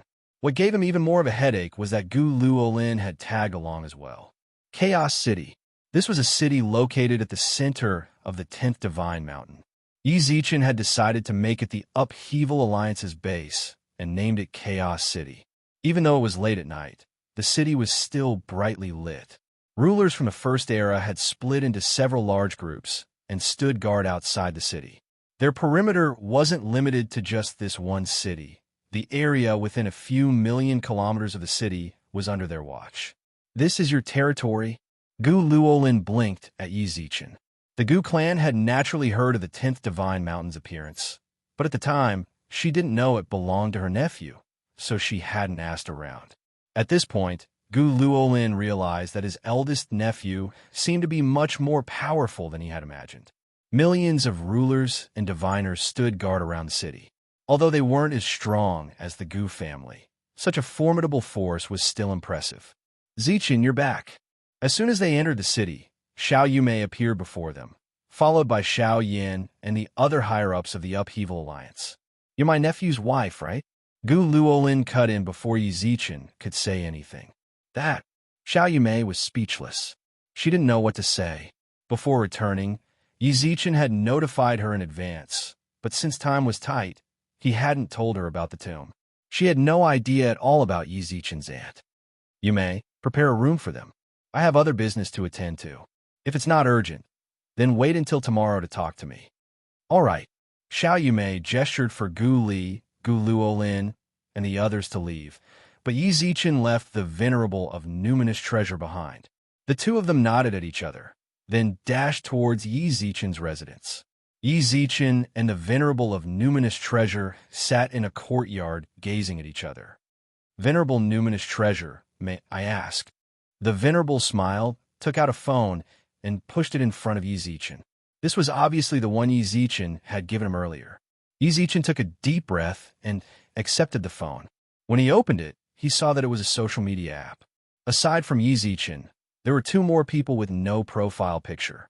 That old man has agreed to cooperate with us." The Venerable of Lingbao grinned and pointed to the contact person at the top. "This guy is Hong Mo. I had a brief conversation with him just now. Before he left, he asked me to thank him on your behalf." Red Fiend. Yi Zichen had an impression of him.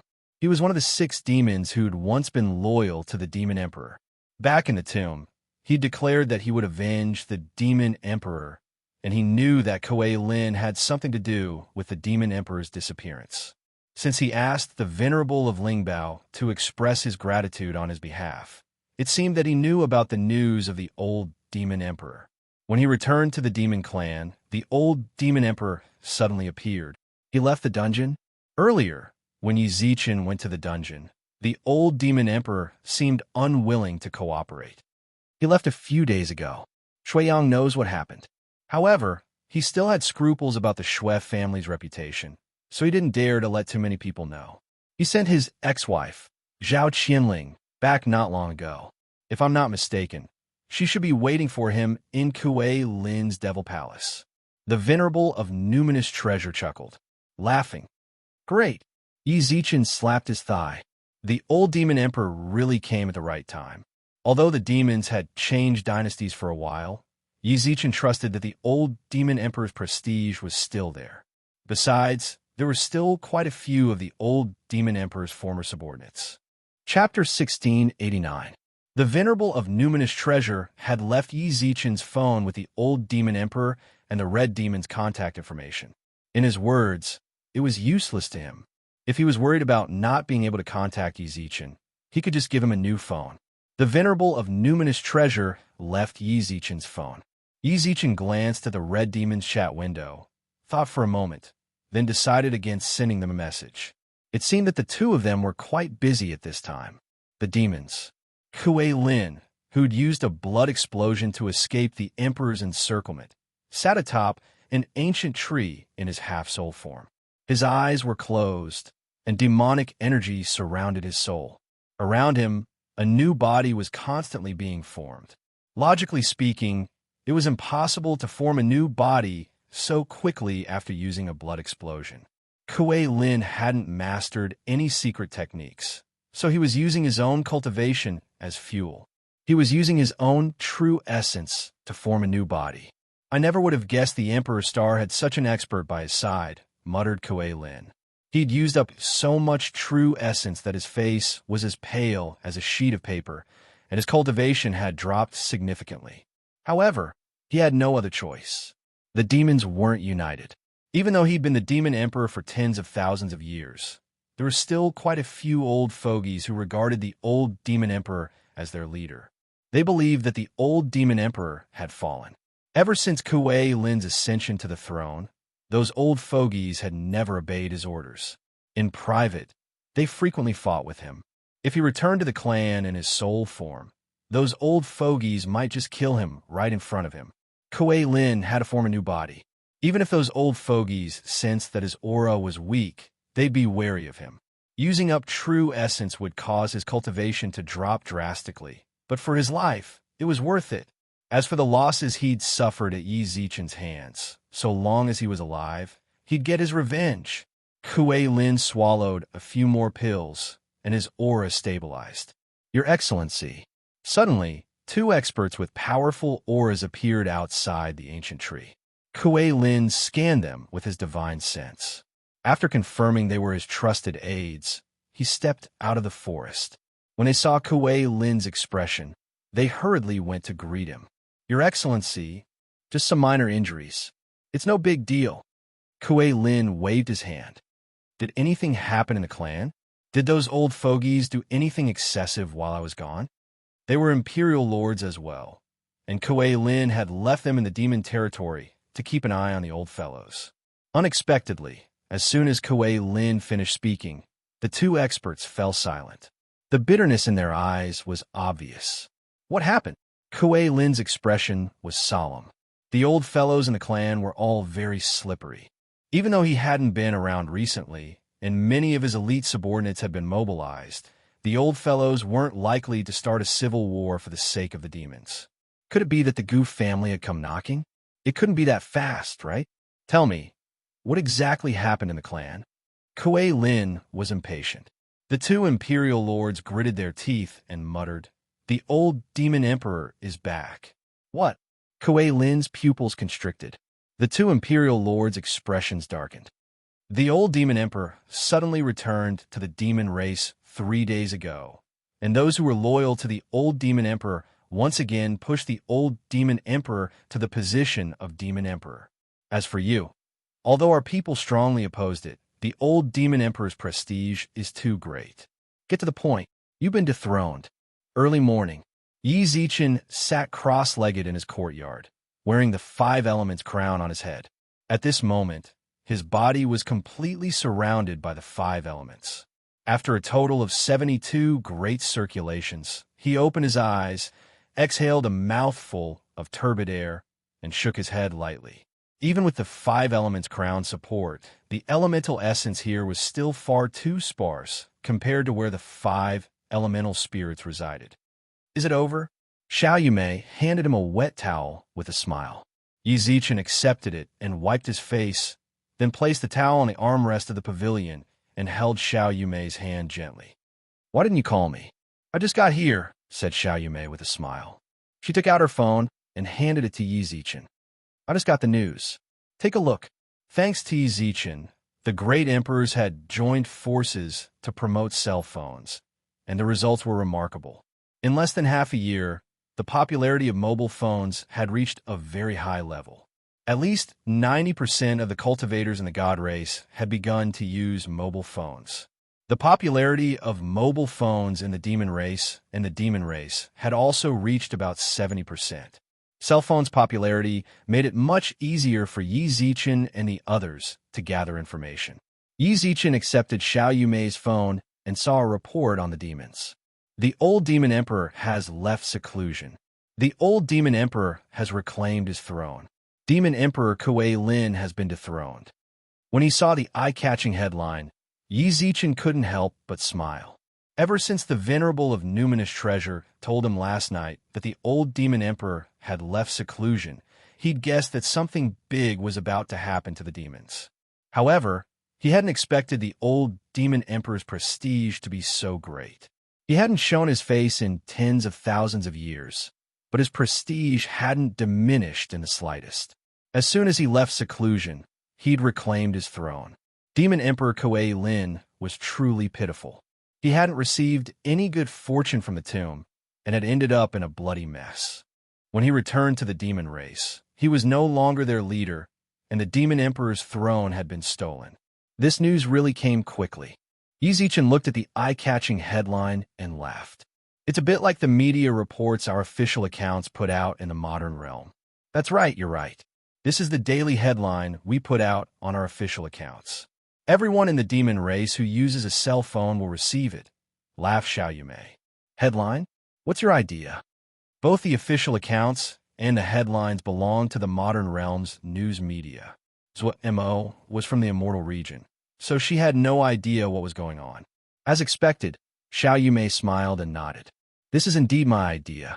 You should know that I was a merchant back in the modern realm. We are the only mobile phone supplier, and we have a lot of promotion and popularity. The profits we get from selling mobile phones are too small, so we naturally have to get more profits from it. Anyone who uses our phones has to pay attention to our official account. There's a collaboration page on our official account, and people who use our phones can send us messages through that page. Zhuo Mo has already prepared an audit department to verify the authenticity of these messages. If they are, we'll provide a response. Those who work will be rewarded accordingly. That's right. That way, it'll be easier for us to gather intel.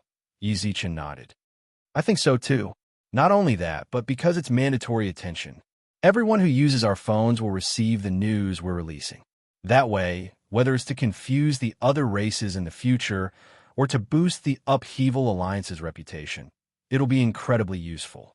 As soon as she finished speaking, Xiao Yumei smiled and said, The people you brought from the Heavenly Palace and the Underworld are all talented. I only briefly explained the concept to them, and they created the public account in less than 6 hours. It's the kind that was forced to be installed. From the moment they established a connection to the human realm, I knew they were talented. Yi Zichen smiled in affirmation, then arched his brows. Right? Is there any other news from the demons? There is. Xiao Yumei smiled and tapped on her phone a few times, then entered what looked like a back-end page. There were countless messages that had passed the audit, some of which had been colored. Furthermore, the color messages were divided into stars. The information that has passed the audit will be categorized by the audit department according to the value of the information. Black means insignificant information. Green means information that is worth paying attention to. Red means important information. And purple. Currently, these information have not appeared yet. Purple means that it is urgent and must be dealt with. That's right. These messages are also labeled with stars, with 5 stars being the highest. Yi Zichen took out his phone. Xiao Yumei glanced at it, then laughed. Don't look at yours. That's a first-generation phone. It doesn't have a public account or a back-end page. When you have time, you can pay Zhuo Mo a visit and ask her technicians to open a back-end page for you. All right, keep going.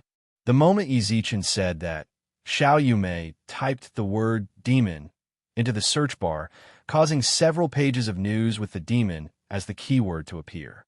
Look at this one with 3 red stars. Last night, Kuei Lin fought the old demon emperor. Kuei Lin was no match, so he fled with his people. The demons are currently divided. Although some are directly loyal to the old demon emperor, there are also some who are watching from the sidelines. Kuei Lin should be waiting for an opportunity to recruit those who are watching from the sidelines and prepare to rise again. Is there an internal conflict? Yi Zichen licked his lips and smiled. At that moment, his phone rang. Zhuo Mo's message. I'm afraid it'll be difficult for our demon emperor, Kuei Lin, to rise again. He waved his phone at Xiao Yumei, then opened a chat with Zhuo Mo, so you knew to contact me. Yi Zichen could feel Zhuo Mo's grumbling through the screen. He shook his head and smiled wryly. Another message popped up. What are these 2 videos for? You haven't seen them yet, have you? I haven't. Then open them and take a look. Zhuo Mo really didn't reply. It seemed she was watching the content of the videos. After a long while, Zhuo Mo's chat window popped up. She was typing, and before long, she received a voice message. That's Demon Emperor Kuei Lin, Jiao Hai of the South, and Iron Tank of the West. Hey, you know all of them. You've done your homework. Yi Zichen grinned. Are these 2 videos explosive enough? They're too explosive. Those 3 major powers knelt, bowed, and then fled. If this gets out, suddenly, Zhuo Mo sent him a string of ellipses, followed by another voice message. Chapter 1690. So Mo left a few excited emojis on the chat window, then stopped replying. She must be very excited right now. Whether it was Kuei Lin, Jiao Hai, or Tai Tan, they were all famous figures in the demon race. Videos of them kowtowing and begging for mercy, then fleeing in panic. If the editing was good enough, it would definitely cause a huge uproar in the three realms. What did you send Mo? She's so excited? Xiao Yumei was curious. Yi Zichen scrolled through the chat logs, found the two videos, and handed them over. Xiao Yumei gently accepted the phone. After a while, is this the Demon Emperor and the others? Yi Zichen smiled and nodded. Xiao Yumei shook her head, her eyes still filled with astonishment. If this video is released, these people will lose all their face. Iron Tan and Jiao Hai might be fine, but if the Yao and Western regions see these videos, they'll at most raise an uproar, but that won't shake their foundations. So long as they suppress them, they'll still be the rulers of the southern and western regions. The most important thing is Kuei Lin. Yi Zichen fiddled with the phone, his eyes filled with a playful light. Our Lord Demon Emperor has just been dethroned from his position by the clan. Now that this video is released, I'm afraid that the reverence of those hesitant devil race clansmen towards him will also decrease. It's not easy to take these clansmen under his command. How pitiful. Xiao Yumei smiled and nodded. The Demon Emperor really was full of trouble. Once Mo finished editing the video and released it on their official account, she wondered how Kuei Lin would feel. At that moment, the sound of light footsteps entered their ears. Yi Zichen looked at the front door and saw a black-robed Gu Li standing there. Yi Zichen had long since anticipated Gu Li's arrival. Xiao Yumei obediently retreated from the courtyard. Gu Li nodded at her, then walked over to the stone block across from Yi Zichen and sat down. "You're later than I expected," said Yi Zichen. "I wanted to come find you last night, but I didn't want to ruin your plans, so I didn't do that irritating thing," said Gu Li expressionlessly. "Haven't you done enough annoying things?" As soon as he said this, a bitter smile flashed across Gu Li's eyes, but he didn't retort. "You didn't take the fortunes in the tomb." Gu Li looked at Yi Zichen with shining eyes. His words were a statement, not question. Yi Zichen didn't retort. He simply nodded. "You really didn't take it." Gu Li was speechless. Even though he was 80% certain that Yi Zichen hadn't taken any of the good fortune within the tomb, Gu Li still couldn't believe it. However, when he confirmed it again and received a positive answer, he couldn't help but be dumbfounded. Hidden within the tomb was transcendental good fortune. This was a supreme treasure that could drive even the God Emperor and Demon Emperor mad with desire. No one could resist its benefits, yet Yi Zichen nodded calmly and admitted that he hadn't taken it. "Did something happen along the way?" "As expected, I did see the fortune hidden within the tomb," Yi Zichen smiled. "I'm also certain that if I wanted to, they would follow me. If that's the case, why didn't you take them with you?" Gu Li didn't understand. "You seem to know what the fortune inside is?" Yi Zichen ignored his question and glanced at Gu Li. "The elemental spirits of the 5 elements. I heard about them from Gu Li in the outside," said Gu Li. "You know that there are elemental spirits of the 5 elements inside, and the great Tao you're comprehending doesn't seem to be of the elemental Tao of the 5 elements. Why do you still want to enter the tomb?" With that, Gu Li changed the topic. "That's not the point. The point is, why didn't you take them with you? The elemental spirits are the kings of the 5 elements. You just so happen to comprehend the Tao of the 5 elements. With their help, your Tao of the 5 elements will advance by leaps and bounds, and you'll have a chance at transcendence." "So what?" Yi Zichen didn't say anything. He knew that the elemental spirits were very compatible with him. With their help, his cultivation would definitely rise. Unfortunately, he'd heard too many secrets he shouldn't have. The destruction of the Second Era had something to do with them. Of course, Yi Zichen wouldn't blame them for everything. If the Second Era's Master of the Stars was strong enough, he could still protect the Second Era. However, the elemental spirit's indirect influence on the destruction of the Second Era couldn't be ignored. Rather than bring a few disobedient ancestors with him, Yi Zichen might as well rely on his own abilities. No matter what the final result was, Even if he failed, he'd be the only one at fault. He couldn't blame anyone else. A cool breeze brushed past them, rustling through the trees around the courtyard. Yi Zichen and Gu Li sat at the stone table, no longer conversing. Instead, they gazed off into the distance. This is your decision. I have no right to interfere. After a long while, Gu Li sighed and took out a transparent crystal case. From the outside of the box, one could see a black herb with 6 leaves lying in the crystal box. This is the sole herb you need. I had my people search the entire snowy mountain, but this is the only stalk we could find. If you want to use it to drug Shui Mo, I advise you to be fully prepared. He pushed the crystal box to Yi Zichen, then left without so much as a backward glance. Gu Li had only taken out the herb because Yi Zichen had asked him to help him lure the eagles away. When he saw the herb, Yi Zichen couldn't help but feel excited. The Hermit Emperor had once told him that if he wanted to help Shui Mo awaken, her divine meridians had been shattered, he needed the herb. The crystal box was sealed well, so he could still see the herb's translucent exterior. There was even a clump of fresh soil at its roots. It seemed that when Gu Li had ordered his people to pick the herb, he'd picked the entire herb, including its roots. He had no idea how to use the herb. Yi Zichen didn't waste any more time.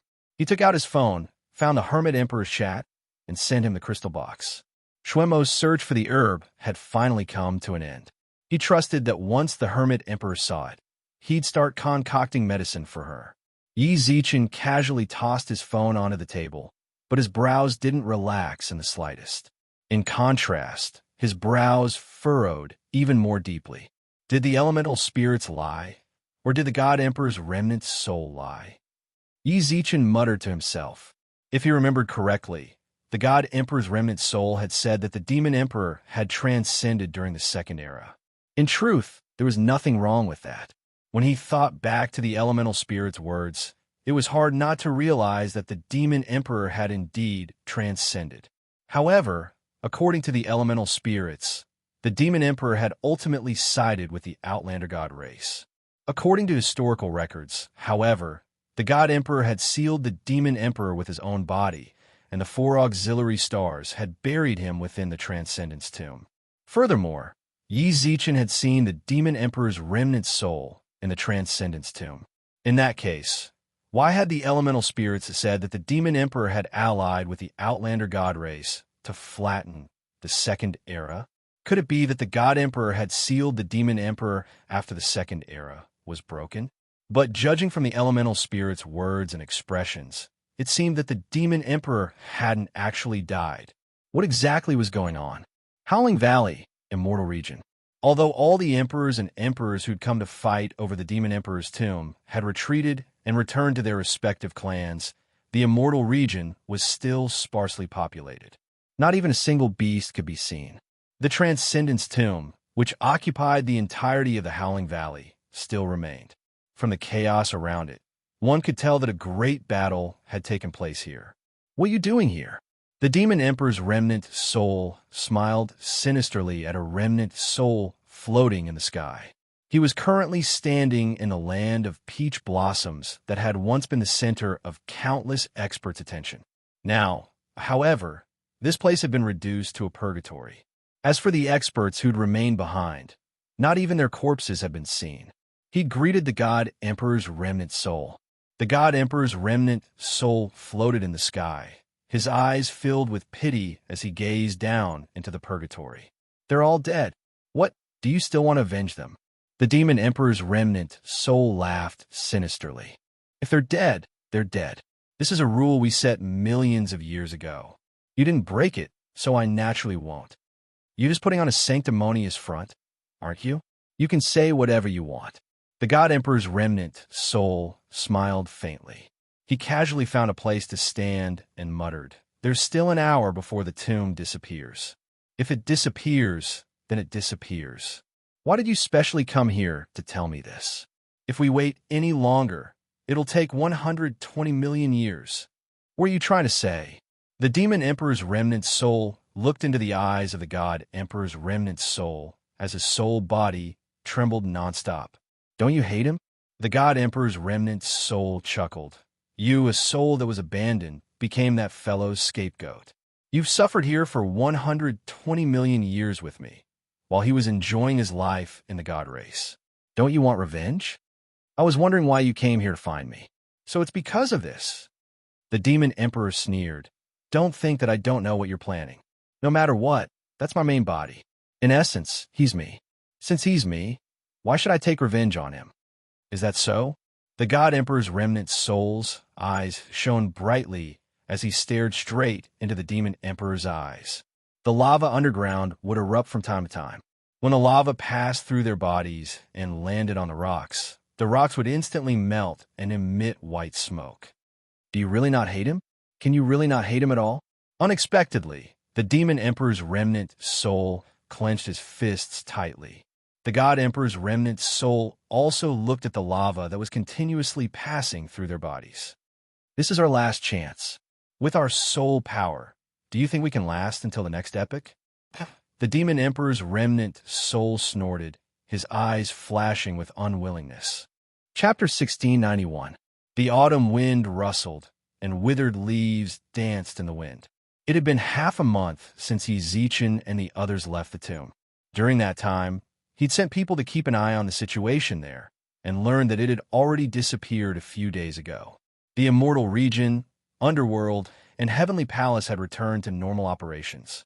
The people of the immortal region, in particular, had taken refuge in the immortal region's sacred land. When they reappeared, they saw the devastation around the Howling Valley. Although they hadn't personally witnessed the battle, they could guess what it had been like back in the sacred land just by looking at the shattered mountains. It was like the end of the world. The immortal region and beast region busied themselves with rebuilding their territories, but little did they know that a massive storm was sweeping through the three realms. The video Zichin had given Zuoyamo was released. The video was released early in the morning, and all cultivators who used mobile phones received this explosive video. Zuoyamo had really put a lot of effort into the video. She'd condensed a full hour's worth of footage into 3 minutes.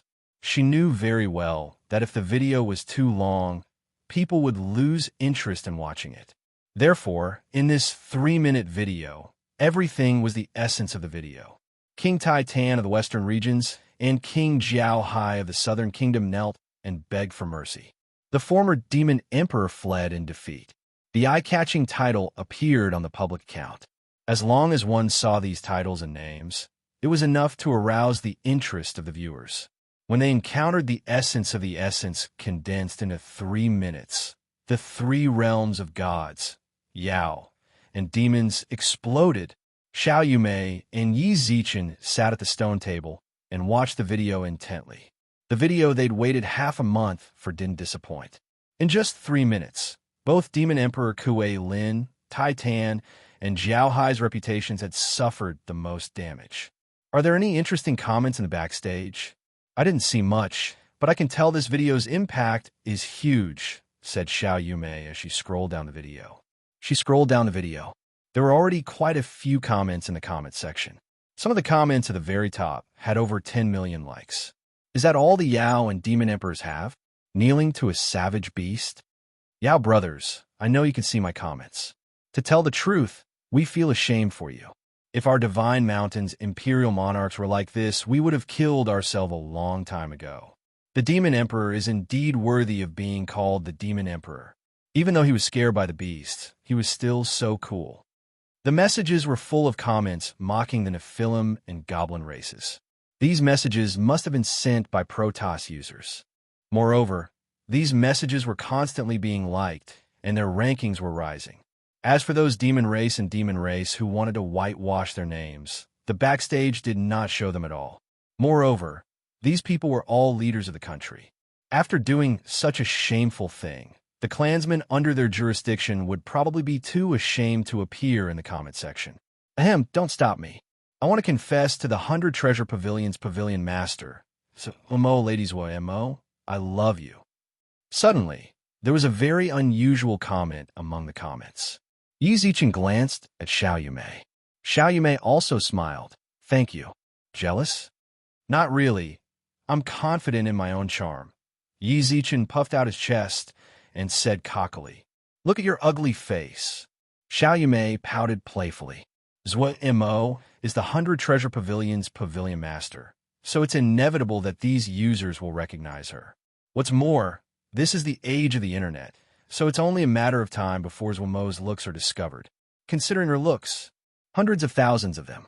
At first, the backstage didn't even announce them, but then they thought about it and decided to use it as a way to get everyone's attention. So, they would choose a few from time to time. That's strange. These kinds of messages always get a lot of likes. That's like when we comment on the modern realm and want to give birth to monkeys for our editors. You can say that. Xiao Yumei smiled and nodded. Yi Zichen scrolled up his phone and looked at the number of views. It hadn't even been 4 hours since the video was posted, but the number of views had already broken the 10 billion mark. Yi Zichen couldn't help but reveal a shocked expression when he heard such a huge number. It hasn't been that long, so the incident hasn't fully developed yet. If all the users watch it, the number of views will break 100 billion. Zhuo Mo really did a good job. Yi Zichen praised Zhuo Mo generously. Yi Zichen wasn't stingy with his praise for Zhuo Mo's abilities. As soon as he said this, his phone buzzed with an urgent notification. Yi Zichen clicked on the chat interface and saw that Zhuo Mo's message was at the top. "She's asking for credit right after I praised her." Yi Zichen showed Xiao Yumei the chat interface, then clicked it open. There were several messages from Zhuo Mo. "Hey, how was it? You saw the video, right? 20 billion views in 4 hours. This has broken the record. I've received news that the people of the South and North are in an uproar. Some people are already asking Jiao Hai and the others to abdicate." Yi Zichen chuckled as he looked at Zhuo Mo's message and nodded in satisfaction. This was exactly the effect he wanted. Even if Jiao Hai and Iron Tan returned to their territory, he would make their lives uncomfortable. Coincidentally, the two of them were allies of Kuei Lin. If Kuei Lin hadn't been deposed after returning to the demon race, he might not have bothered to work with such a disgraceful fellow. But now that he'd been deposed, Iron Tan and Jiao Hai were allies he couldn't afford to lose. Kuei Lin couldn't abandon them, so he had to get in touch with them. Unfortunately, the two of them couldn't even take care of themselves right now. This would indirectly interfere with Kuei Lin's plans. "Well done." "What? You just said, 'well done,' and you sent them away?" Zhuo Mo sent over a row of aggrieved emojis. Yi Zichen couldn't help but smile wryly. "Then what kind of reward do you want? I want you to come see me." "Miss, it's not like we're worlds apart. Aren't you in Chaos City too? Just come to me." "You. I'm ignoring you." Zhuo Mo fumed and didn't reply. Yi Zichen looked at the chat window, which had stopped blinking. Why is she angry? Xiao Yumei couldn't help but curse. Is it the same as going to see little Mo? You said it yourself. You're both in Chaos City. Do you think you'll die of exhaustion if you go see her? What's the difference? Aren't we just going to see each other? I don't want to talk to a straight-laced man like you. Xiao Yumei shrugged and left. Yi Zichen's eyes widened like headlights. Then he rubbed his face and scratched his head. What was the difference? The demons Bainas City. This city was one of the cities on the border of the demon race. Due to its remote location, the population of this city was not as large as that of other cities. The deposed demon emperor was hiding here. He didn't want to do this, but the people of the old demon emperor wanted to exterminate him. All the places where he could leave the demon race were heavily guarded, so he could only live in a remote corner of the demon race. Furthermore, there weren't many civilians in Bainas City, so it was easier to control it. The former city lord's manor had become Kuei Lin's residence. As for the city lord who'd been loyal to the demon emperor, he'd long since been killed by Kuei Lin's subordinates. Kuei Lin sat in the city lord's seat, his brows furrowed. His situation was truly terrible. He didn't know when the old demon emperor's dogs would sniff out the city. He'd used the blood explosion secret art, and his cultivation hadn't fully recovered. Right now, he could only rely on external forces to coerce and entice those clans that were not directly loyal to the old demon emperor into becoming his subordinates. Then, he could rally his forces and fight against the old demon emperor. Your Excellency, a blurry figure landed in front of the hall and knelt on one knee. When Kuei Lin saw him, he hurried over and helped him to his feet. His bloodshot eyes brimmed with hope as he patted the man on the shoulder. Any replies? I'm afraid it'll be difficult to rely on Jiao Hai and Tai Tan, said the man in front of the hall. When Kuei Lin heard this, he swung his fists so fiercely that the stone pillars in the hall collapsed. What? They don't want to work with us?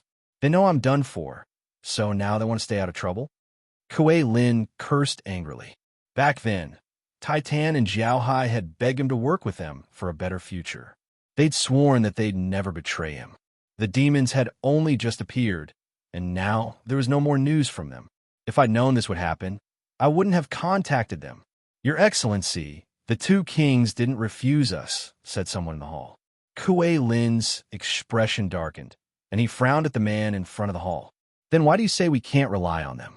Did they ask for something? Do you think they're going too far? Little Ning, this isn't the time to be calculative.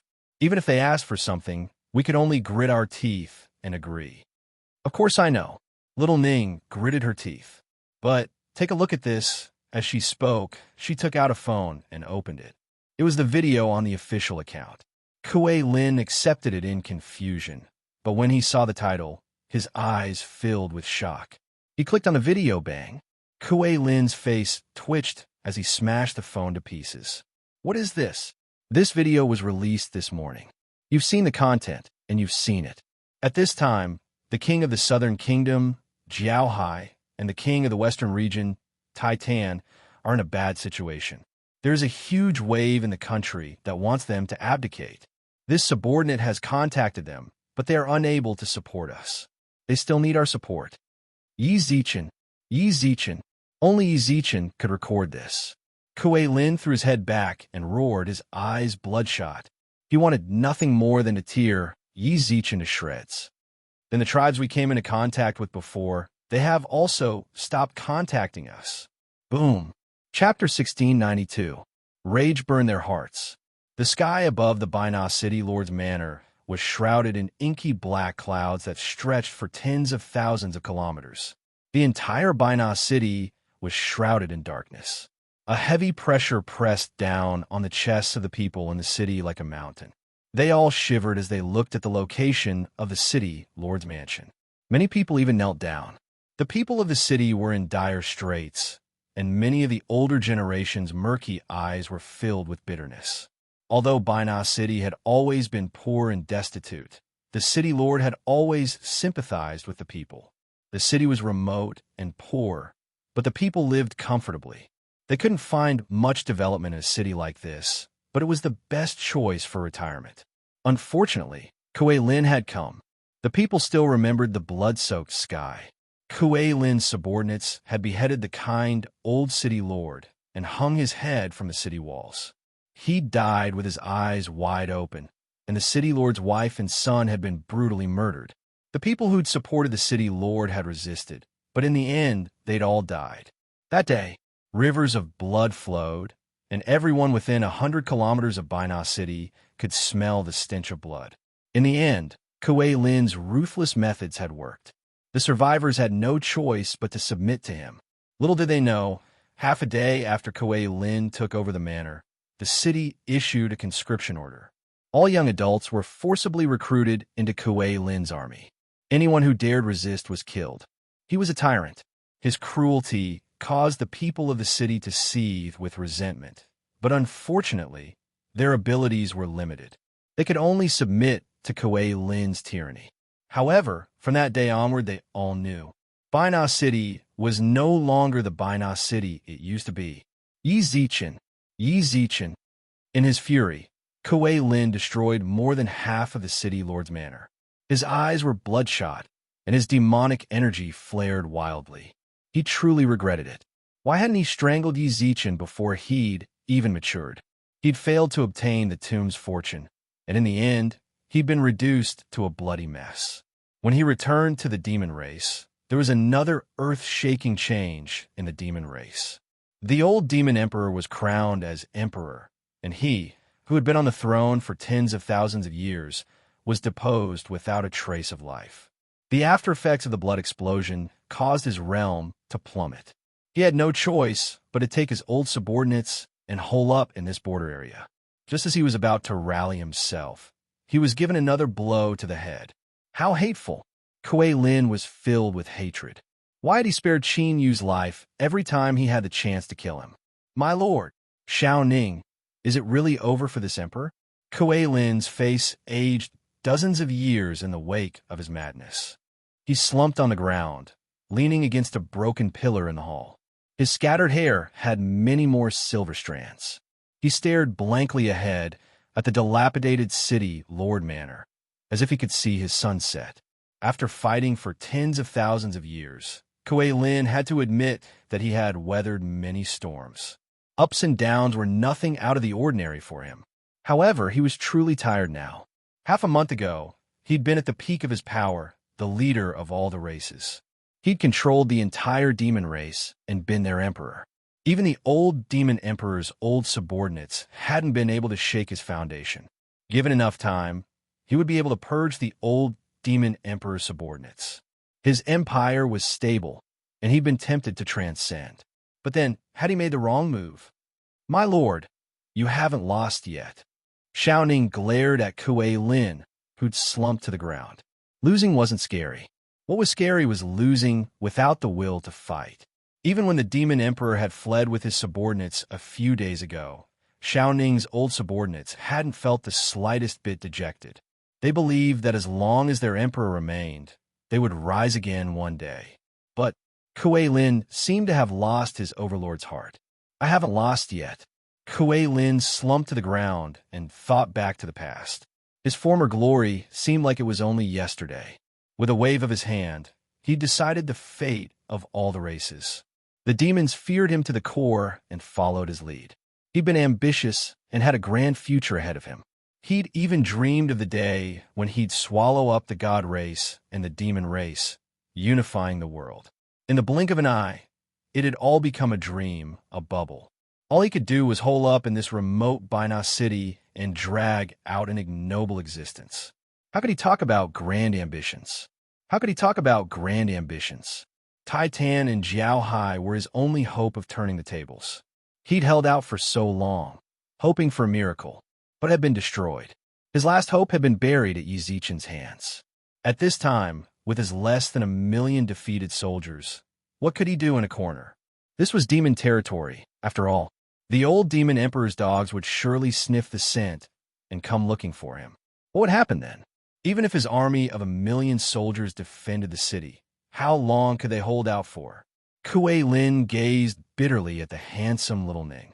He'd been childless all his life. He devoted himself to the martial Tao. Little Ning was a baby he'd met in a bamboo basket by the river.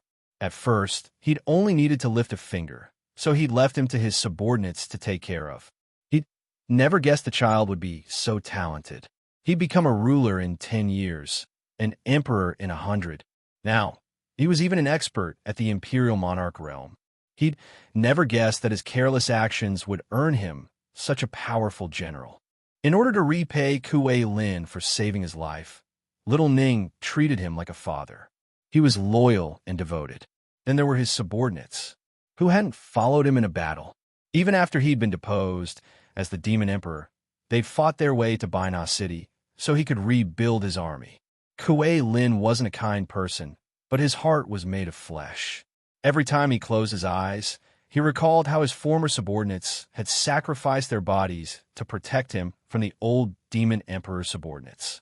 How many of his trusted subordinates had died along the way? Only then did he understand what heartache was. It really hurt so much so that he subconsciously curled up into a ball. It hurt so much that he could only grit his teeth and hold back his tears, unable to speak. Brothers, when I rise again, I'll sacrifice Frigid Pawn's dog head to the heavens. He hadn't gotten Frigid Pawn's dog head, but bad news kept coming. Kuei Lin was filled with shame. Shame that he couldn't avenge his former subordinates. Report. At that moment, a long, urgent cry came from outside the city lord's manor. An afterimage flashed past, and a bronze-skinned, hairy man appeared in the dilapidated city lord mansion. He knelt on the ground. Your Majesty, Frigid Pawn's people are 150 kilometers outside the city. How could Frigid Pawn's people get here so quickly? Are you sure you're not mistaken? Are they really Frigid Pawn's people? Little Ning tugged at the hairy man's collar. General Ning, I'm not mistaken. They really are Frigid Pond's people. The one leading them is the third demon god. I saw it clearly, replied the hairy man. Only the third demon god? Frigid Pond didn't follow? I didn't see Frigid Pond. Joy flashed through Little Ning's eyes. He let go of the hairy man's collar and turned to Kuei Lin with a fierce glint in his eyes. Your Excellency, it's only the third demon god. I'll lead my men out of the city to meet the enemy. Don't worry, I'll return in triumph. With that, Little Ning walked out of the hall, his expression grim. The messenger scout cupped his hands at Kuei Lin when he saw General Ning leave, then followed him out. At that moment, Kuei Lin, who'd been leaning against a stone pillar, reached out. Little Ning. Xiao Ning, who was about to leave, suddenly stopped. He glanced at Kuei Lin, then at the scout beside him. Take my orders. Tell our men to get ready and wait for me outside the city Lord's Manor. Your subordinate understands. The scout leaped away, and Little Ning returned to Kuei Lin in a few strides. Your Excellency, do you have any other orders? Little Ning's eyes were as resolute as ever. With his armor in hand, one couldn't help but feel a somber aura emanating from him. Little did Kuei Lin know, his expression was an eyesore to him. He patted Little Ning on the shoulder, then looked at the armor he was wearing. Kuei Lin couldn't help but feel a little sour. He'd given Little Ning this armor when he'd first broken through to the ruler realm. It was an ordinary divine artifact battle armor, considered top-notch among rulers, but a bit shabby for an emperor. It's been hard on you. Black light flashed around Kuei Lin, and a suit of pitch-black armor appeared in his hands. Your Excellency, this armor is for you. Kuei Lin pushed it away. How can I accept this? Little Ning pushed the armor back. This is your personal armor. I wouldn't dare accept it. Besides, without it, who can guarantee your safety? You're our emperor, and your safety is more important than our lives. I'll leave this armor with you. You don't need to worry about me. Don't worry, my armor is more than enough to deal with the third demon emperor. I like your craziness. Kuei Lin grinned. Little Ning was probably the only one who dared to look down on the third demon emperor. However, I'm not asking you to wear this armor to fight the enemy. Your Excellency, I don't understand. Why was he giving him this armor, not to fight the enemy? Little Ning was a smart man. If he were stupid, he wouldn't have become an emperor at such a young age. He'd thought of that possibility, but he didn't want to believe it. Consider this a token of my appreciation for all the years you've fought for me. Kuei Lin caressed the armor. It really had been with him for far too long. He couldn't bear to suddenly give away this set of armor. But there was no point in keeping it with him. He had high hopes for Little Ning. In time, Little Ning's achievements might even surpass his own. If he gave it to Little Ning, it wouldn't ruin the armor's prestige. Chapter 1693. Whoosh, whoosh, whoosh, whoosh, whoosh. Countless swords tore through the air outside the city Lord's Manor. Looking out, one could see many injured soldiers standing in the air, their bodies wrapped in bandages. Even so, there wasn't a trace of fear in their eyes. Instead, they looked as if they were facing death with equanimity. General Ning glanced outside and recalled Kuei Lin's words. Suddenly, the armor in his hands felt as heavy as a mountain. He gently lowered it to the ground and took a few steps back. Your Excellency, I will return in triumph. Stop right there. Kuei Lin shouted, his eyes bloodshot. Are you not going to listen to me anymore? Your Excellency, you're tired. I don't understand what you're saying. I can only promise you that the third demon god's men won't be able to take half a step into the city. Rest here and rest. When you wake up, I'll be by your side. Can't you see our brother's injuries? That's Glory's injuries. You. Kuei Lin's finger trembled as he pointed at General Ning. I know you can't accept this. You might think I'm a coward, but have you thought about your brothers? Can you represent them? Your subordinate can. Suddenly, a silver long sword with a cold gleam appeared in General Ning's hand. If any of them are afraid, my sword will show them the consequences of being afraid. My warriors only know how to advance. With that, General Ning didn't say anything else and flew into the void. Not all of Kuei Lin's men had gathered outside the city lord's manor. Only General Ning's subordinates had come. In fact, the people gathered here could only be described as a defeated army. Almost all of them were covered in wounds of varying severity. Because General Ning was the commander, they'd been the main vanguard during the breakout. Their injuries were all from carrying Kuei Lin. General, the emperor, the one who spoke was General Ning's deputy general. His injuries were among the more serious. His left calf and right arm had been chopped off, and a long scar stretched from his left eye to his ear. He was wrapped in white bandages, and if you tore them apart, you'd be able to see the bone-deep wounds underneath. But he'd come despite his injuries.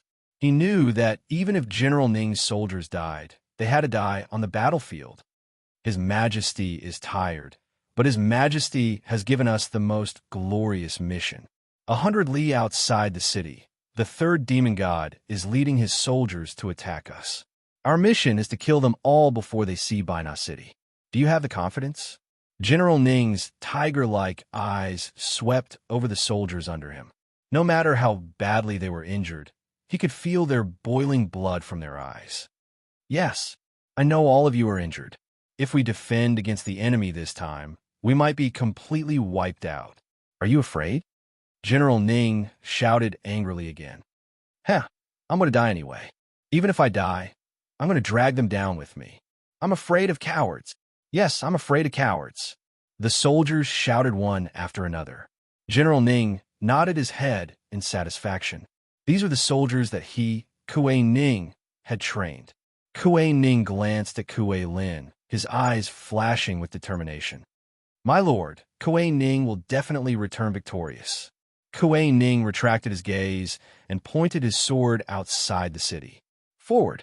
Kuei Ning, get back here! Kuei Lin roared from within the city lord's manor. He'd never imagined that General Ning would leave a barrier around the city lord's manor before leaving. The blood explosion secret art had caused Kuei Lin's cultivation to plummet, and Kuei Ning was an outstanding sovereign. For the time being, he couldn't break the barrier. However, he knew that his angry shouts could be heard by Kuei Ning and his subordinates. However, they acted as if they did not hear his order, and turned into a rain of swords and left.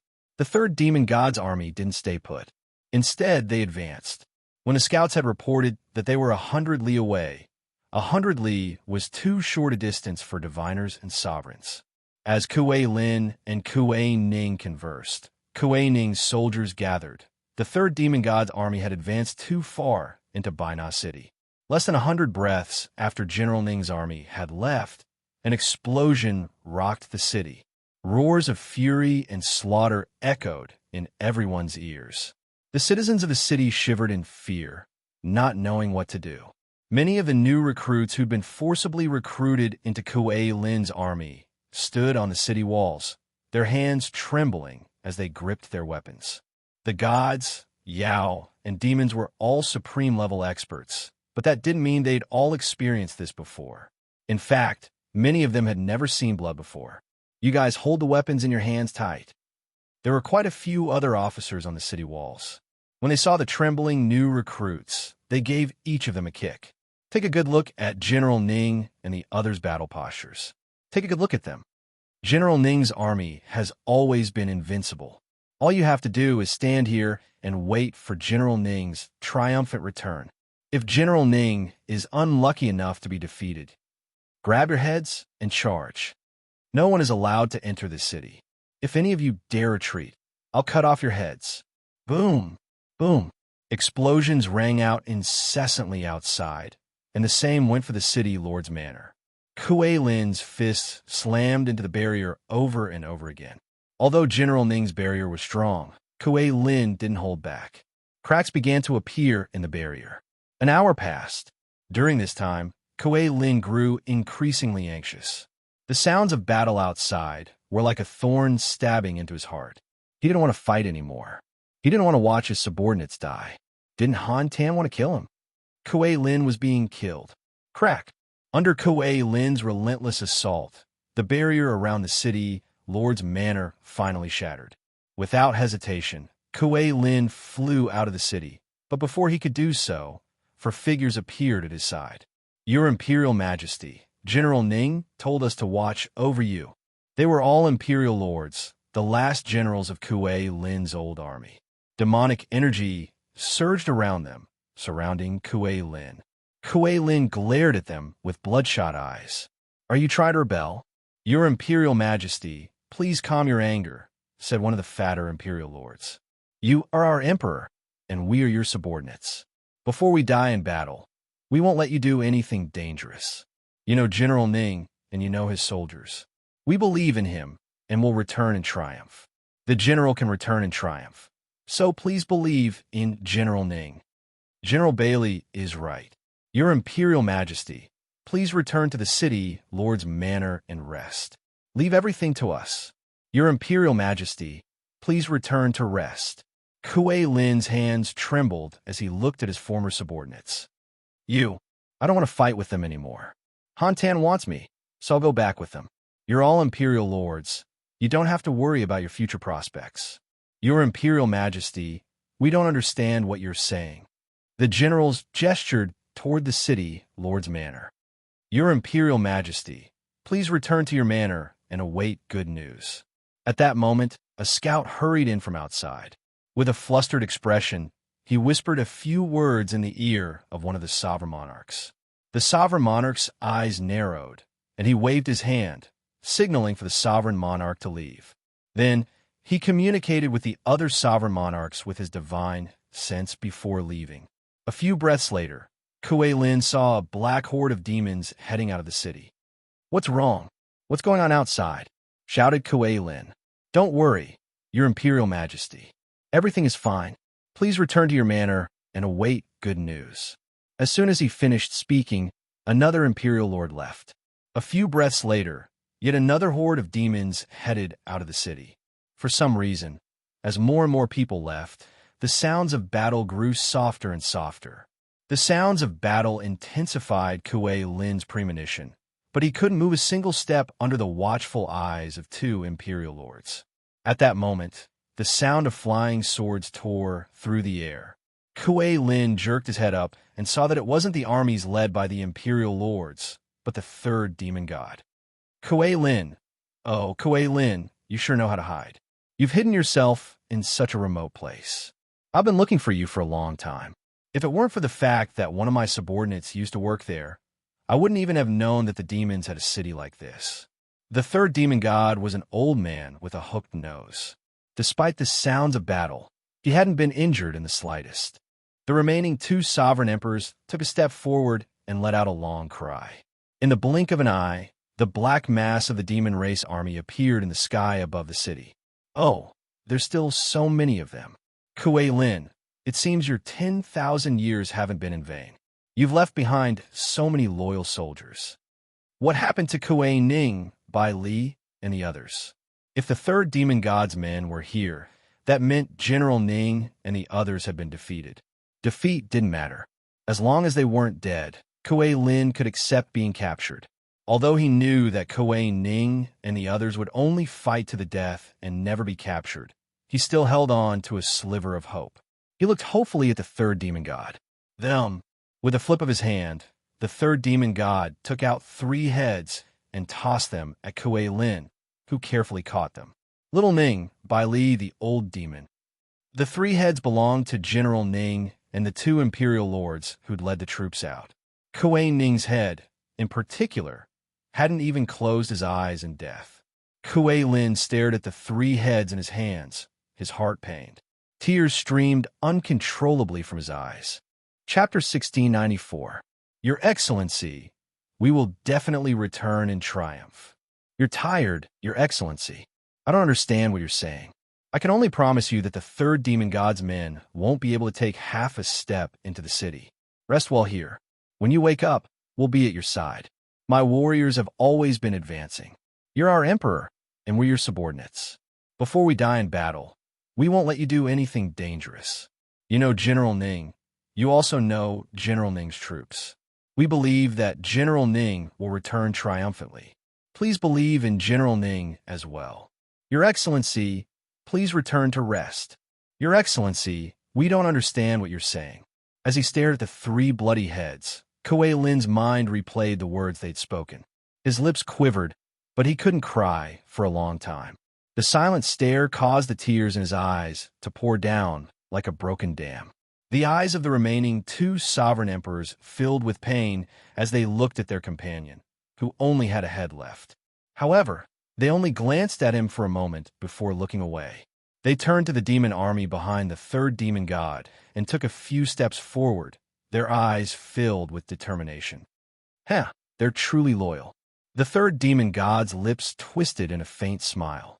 Given the current situation, the outcome was already set in stone. Given the remnants of his army, Kuei Lin had long since lost any chance of turning the tables. Kuei Lin and the others only had two choices.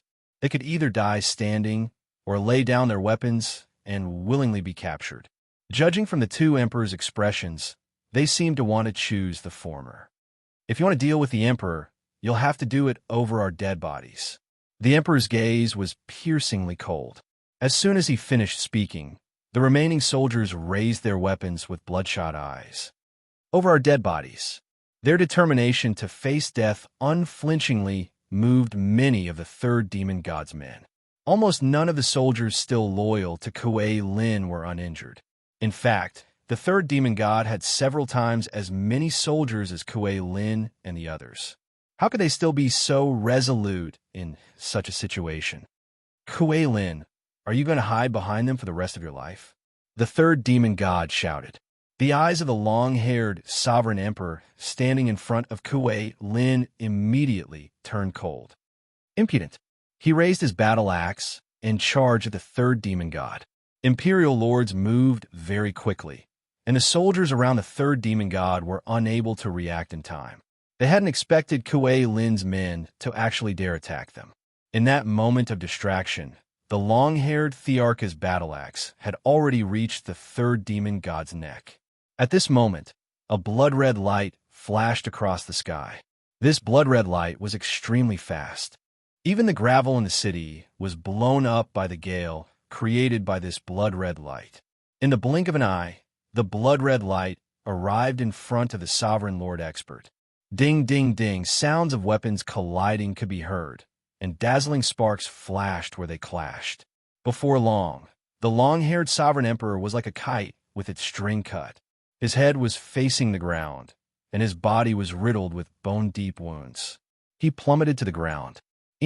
Kuei Lin stared intently at the long-haired monarch descending from the sky, then turned his attention to the third demon god.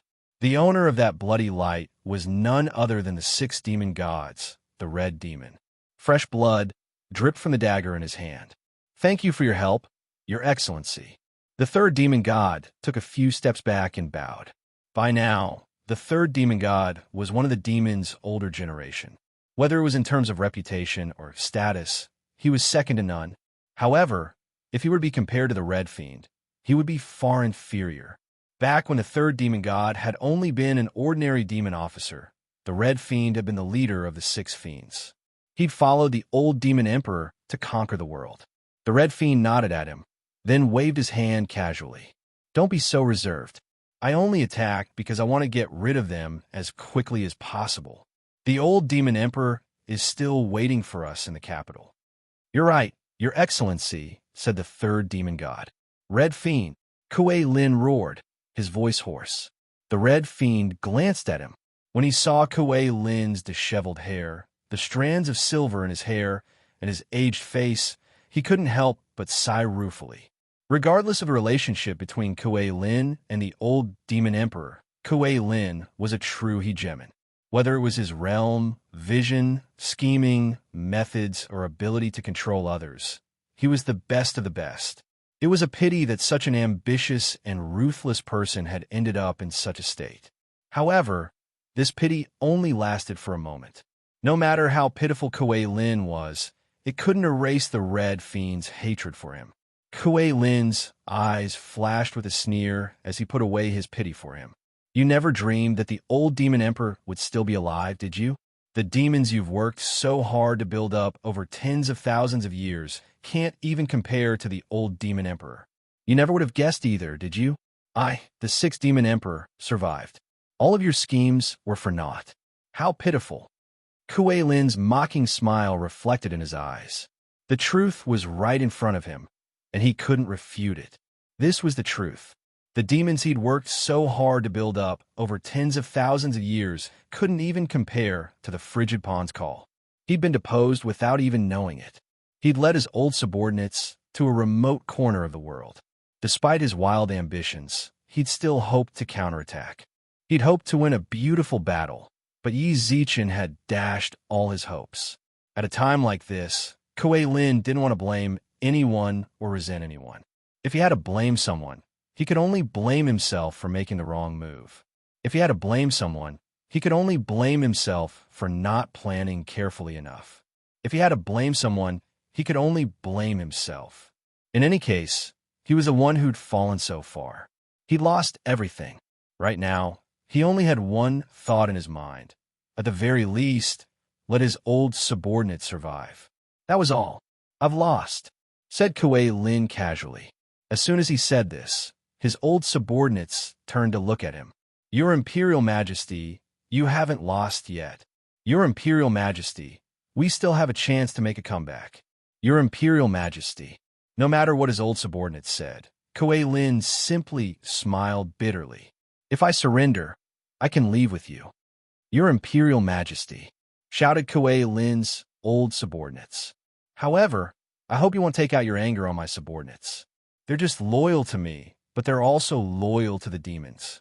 My old subordinates are all elites, and I hope you treat them well. Even if you don't value them, please don't use them. Look at them with perverted eyes. They're nothing but loyal and devoted warriors. Kuei Lin pursed his lips and spoke on behalf of his old subordinates. Their eyes were bloodshot as they screamed, but Kuei Lin turned a deaf ear. He just stared intently at the Red Devil and third demon god. Ha! I never would have guessed the demon emperor would say something so spineless, sneered the third demon god. He wanted to use this opportunity to mock Kuei Lin, but to his surprise, he said, "Fine, I agree." The Red Devil nodded, his eyes serious.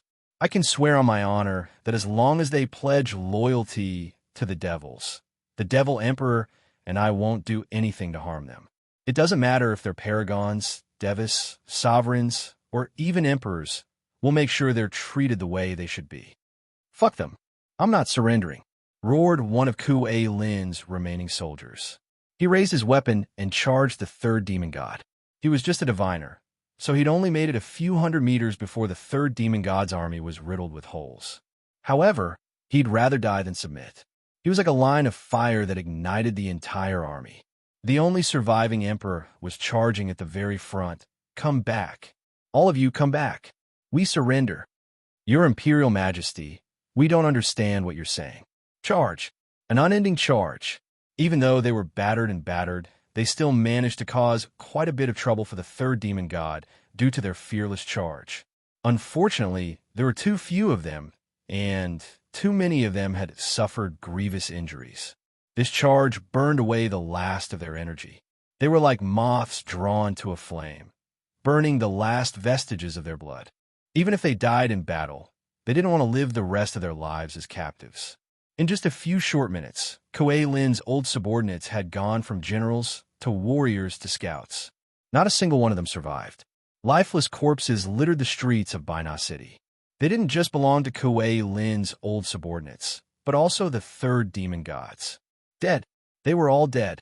Kuei Lin watched helplessly as his old subordinates died one by one. When he saw their final charge, he felt a pang in his chest and coughed up a mouthful of blood. He trembled as he stood, his hunched back like an old man in his twilight years. The light of the setting sun illuminated his body, elongating it so that it covered the corpses of his fallen soldiers.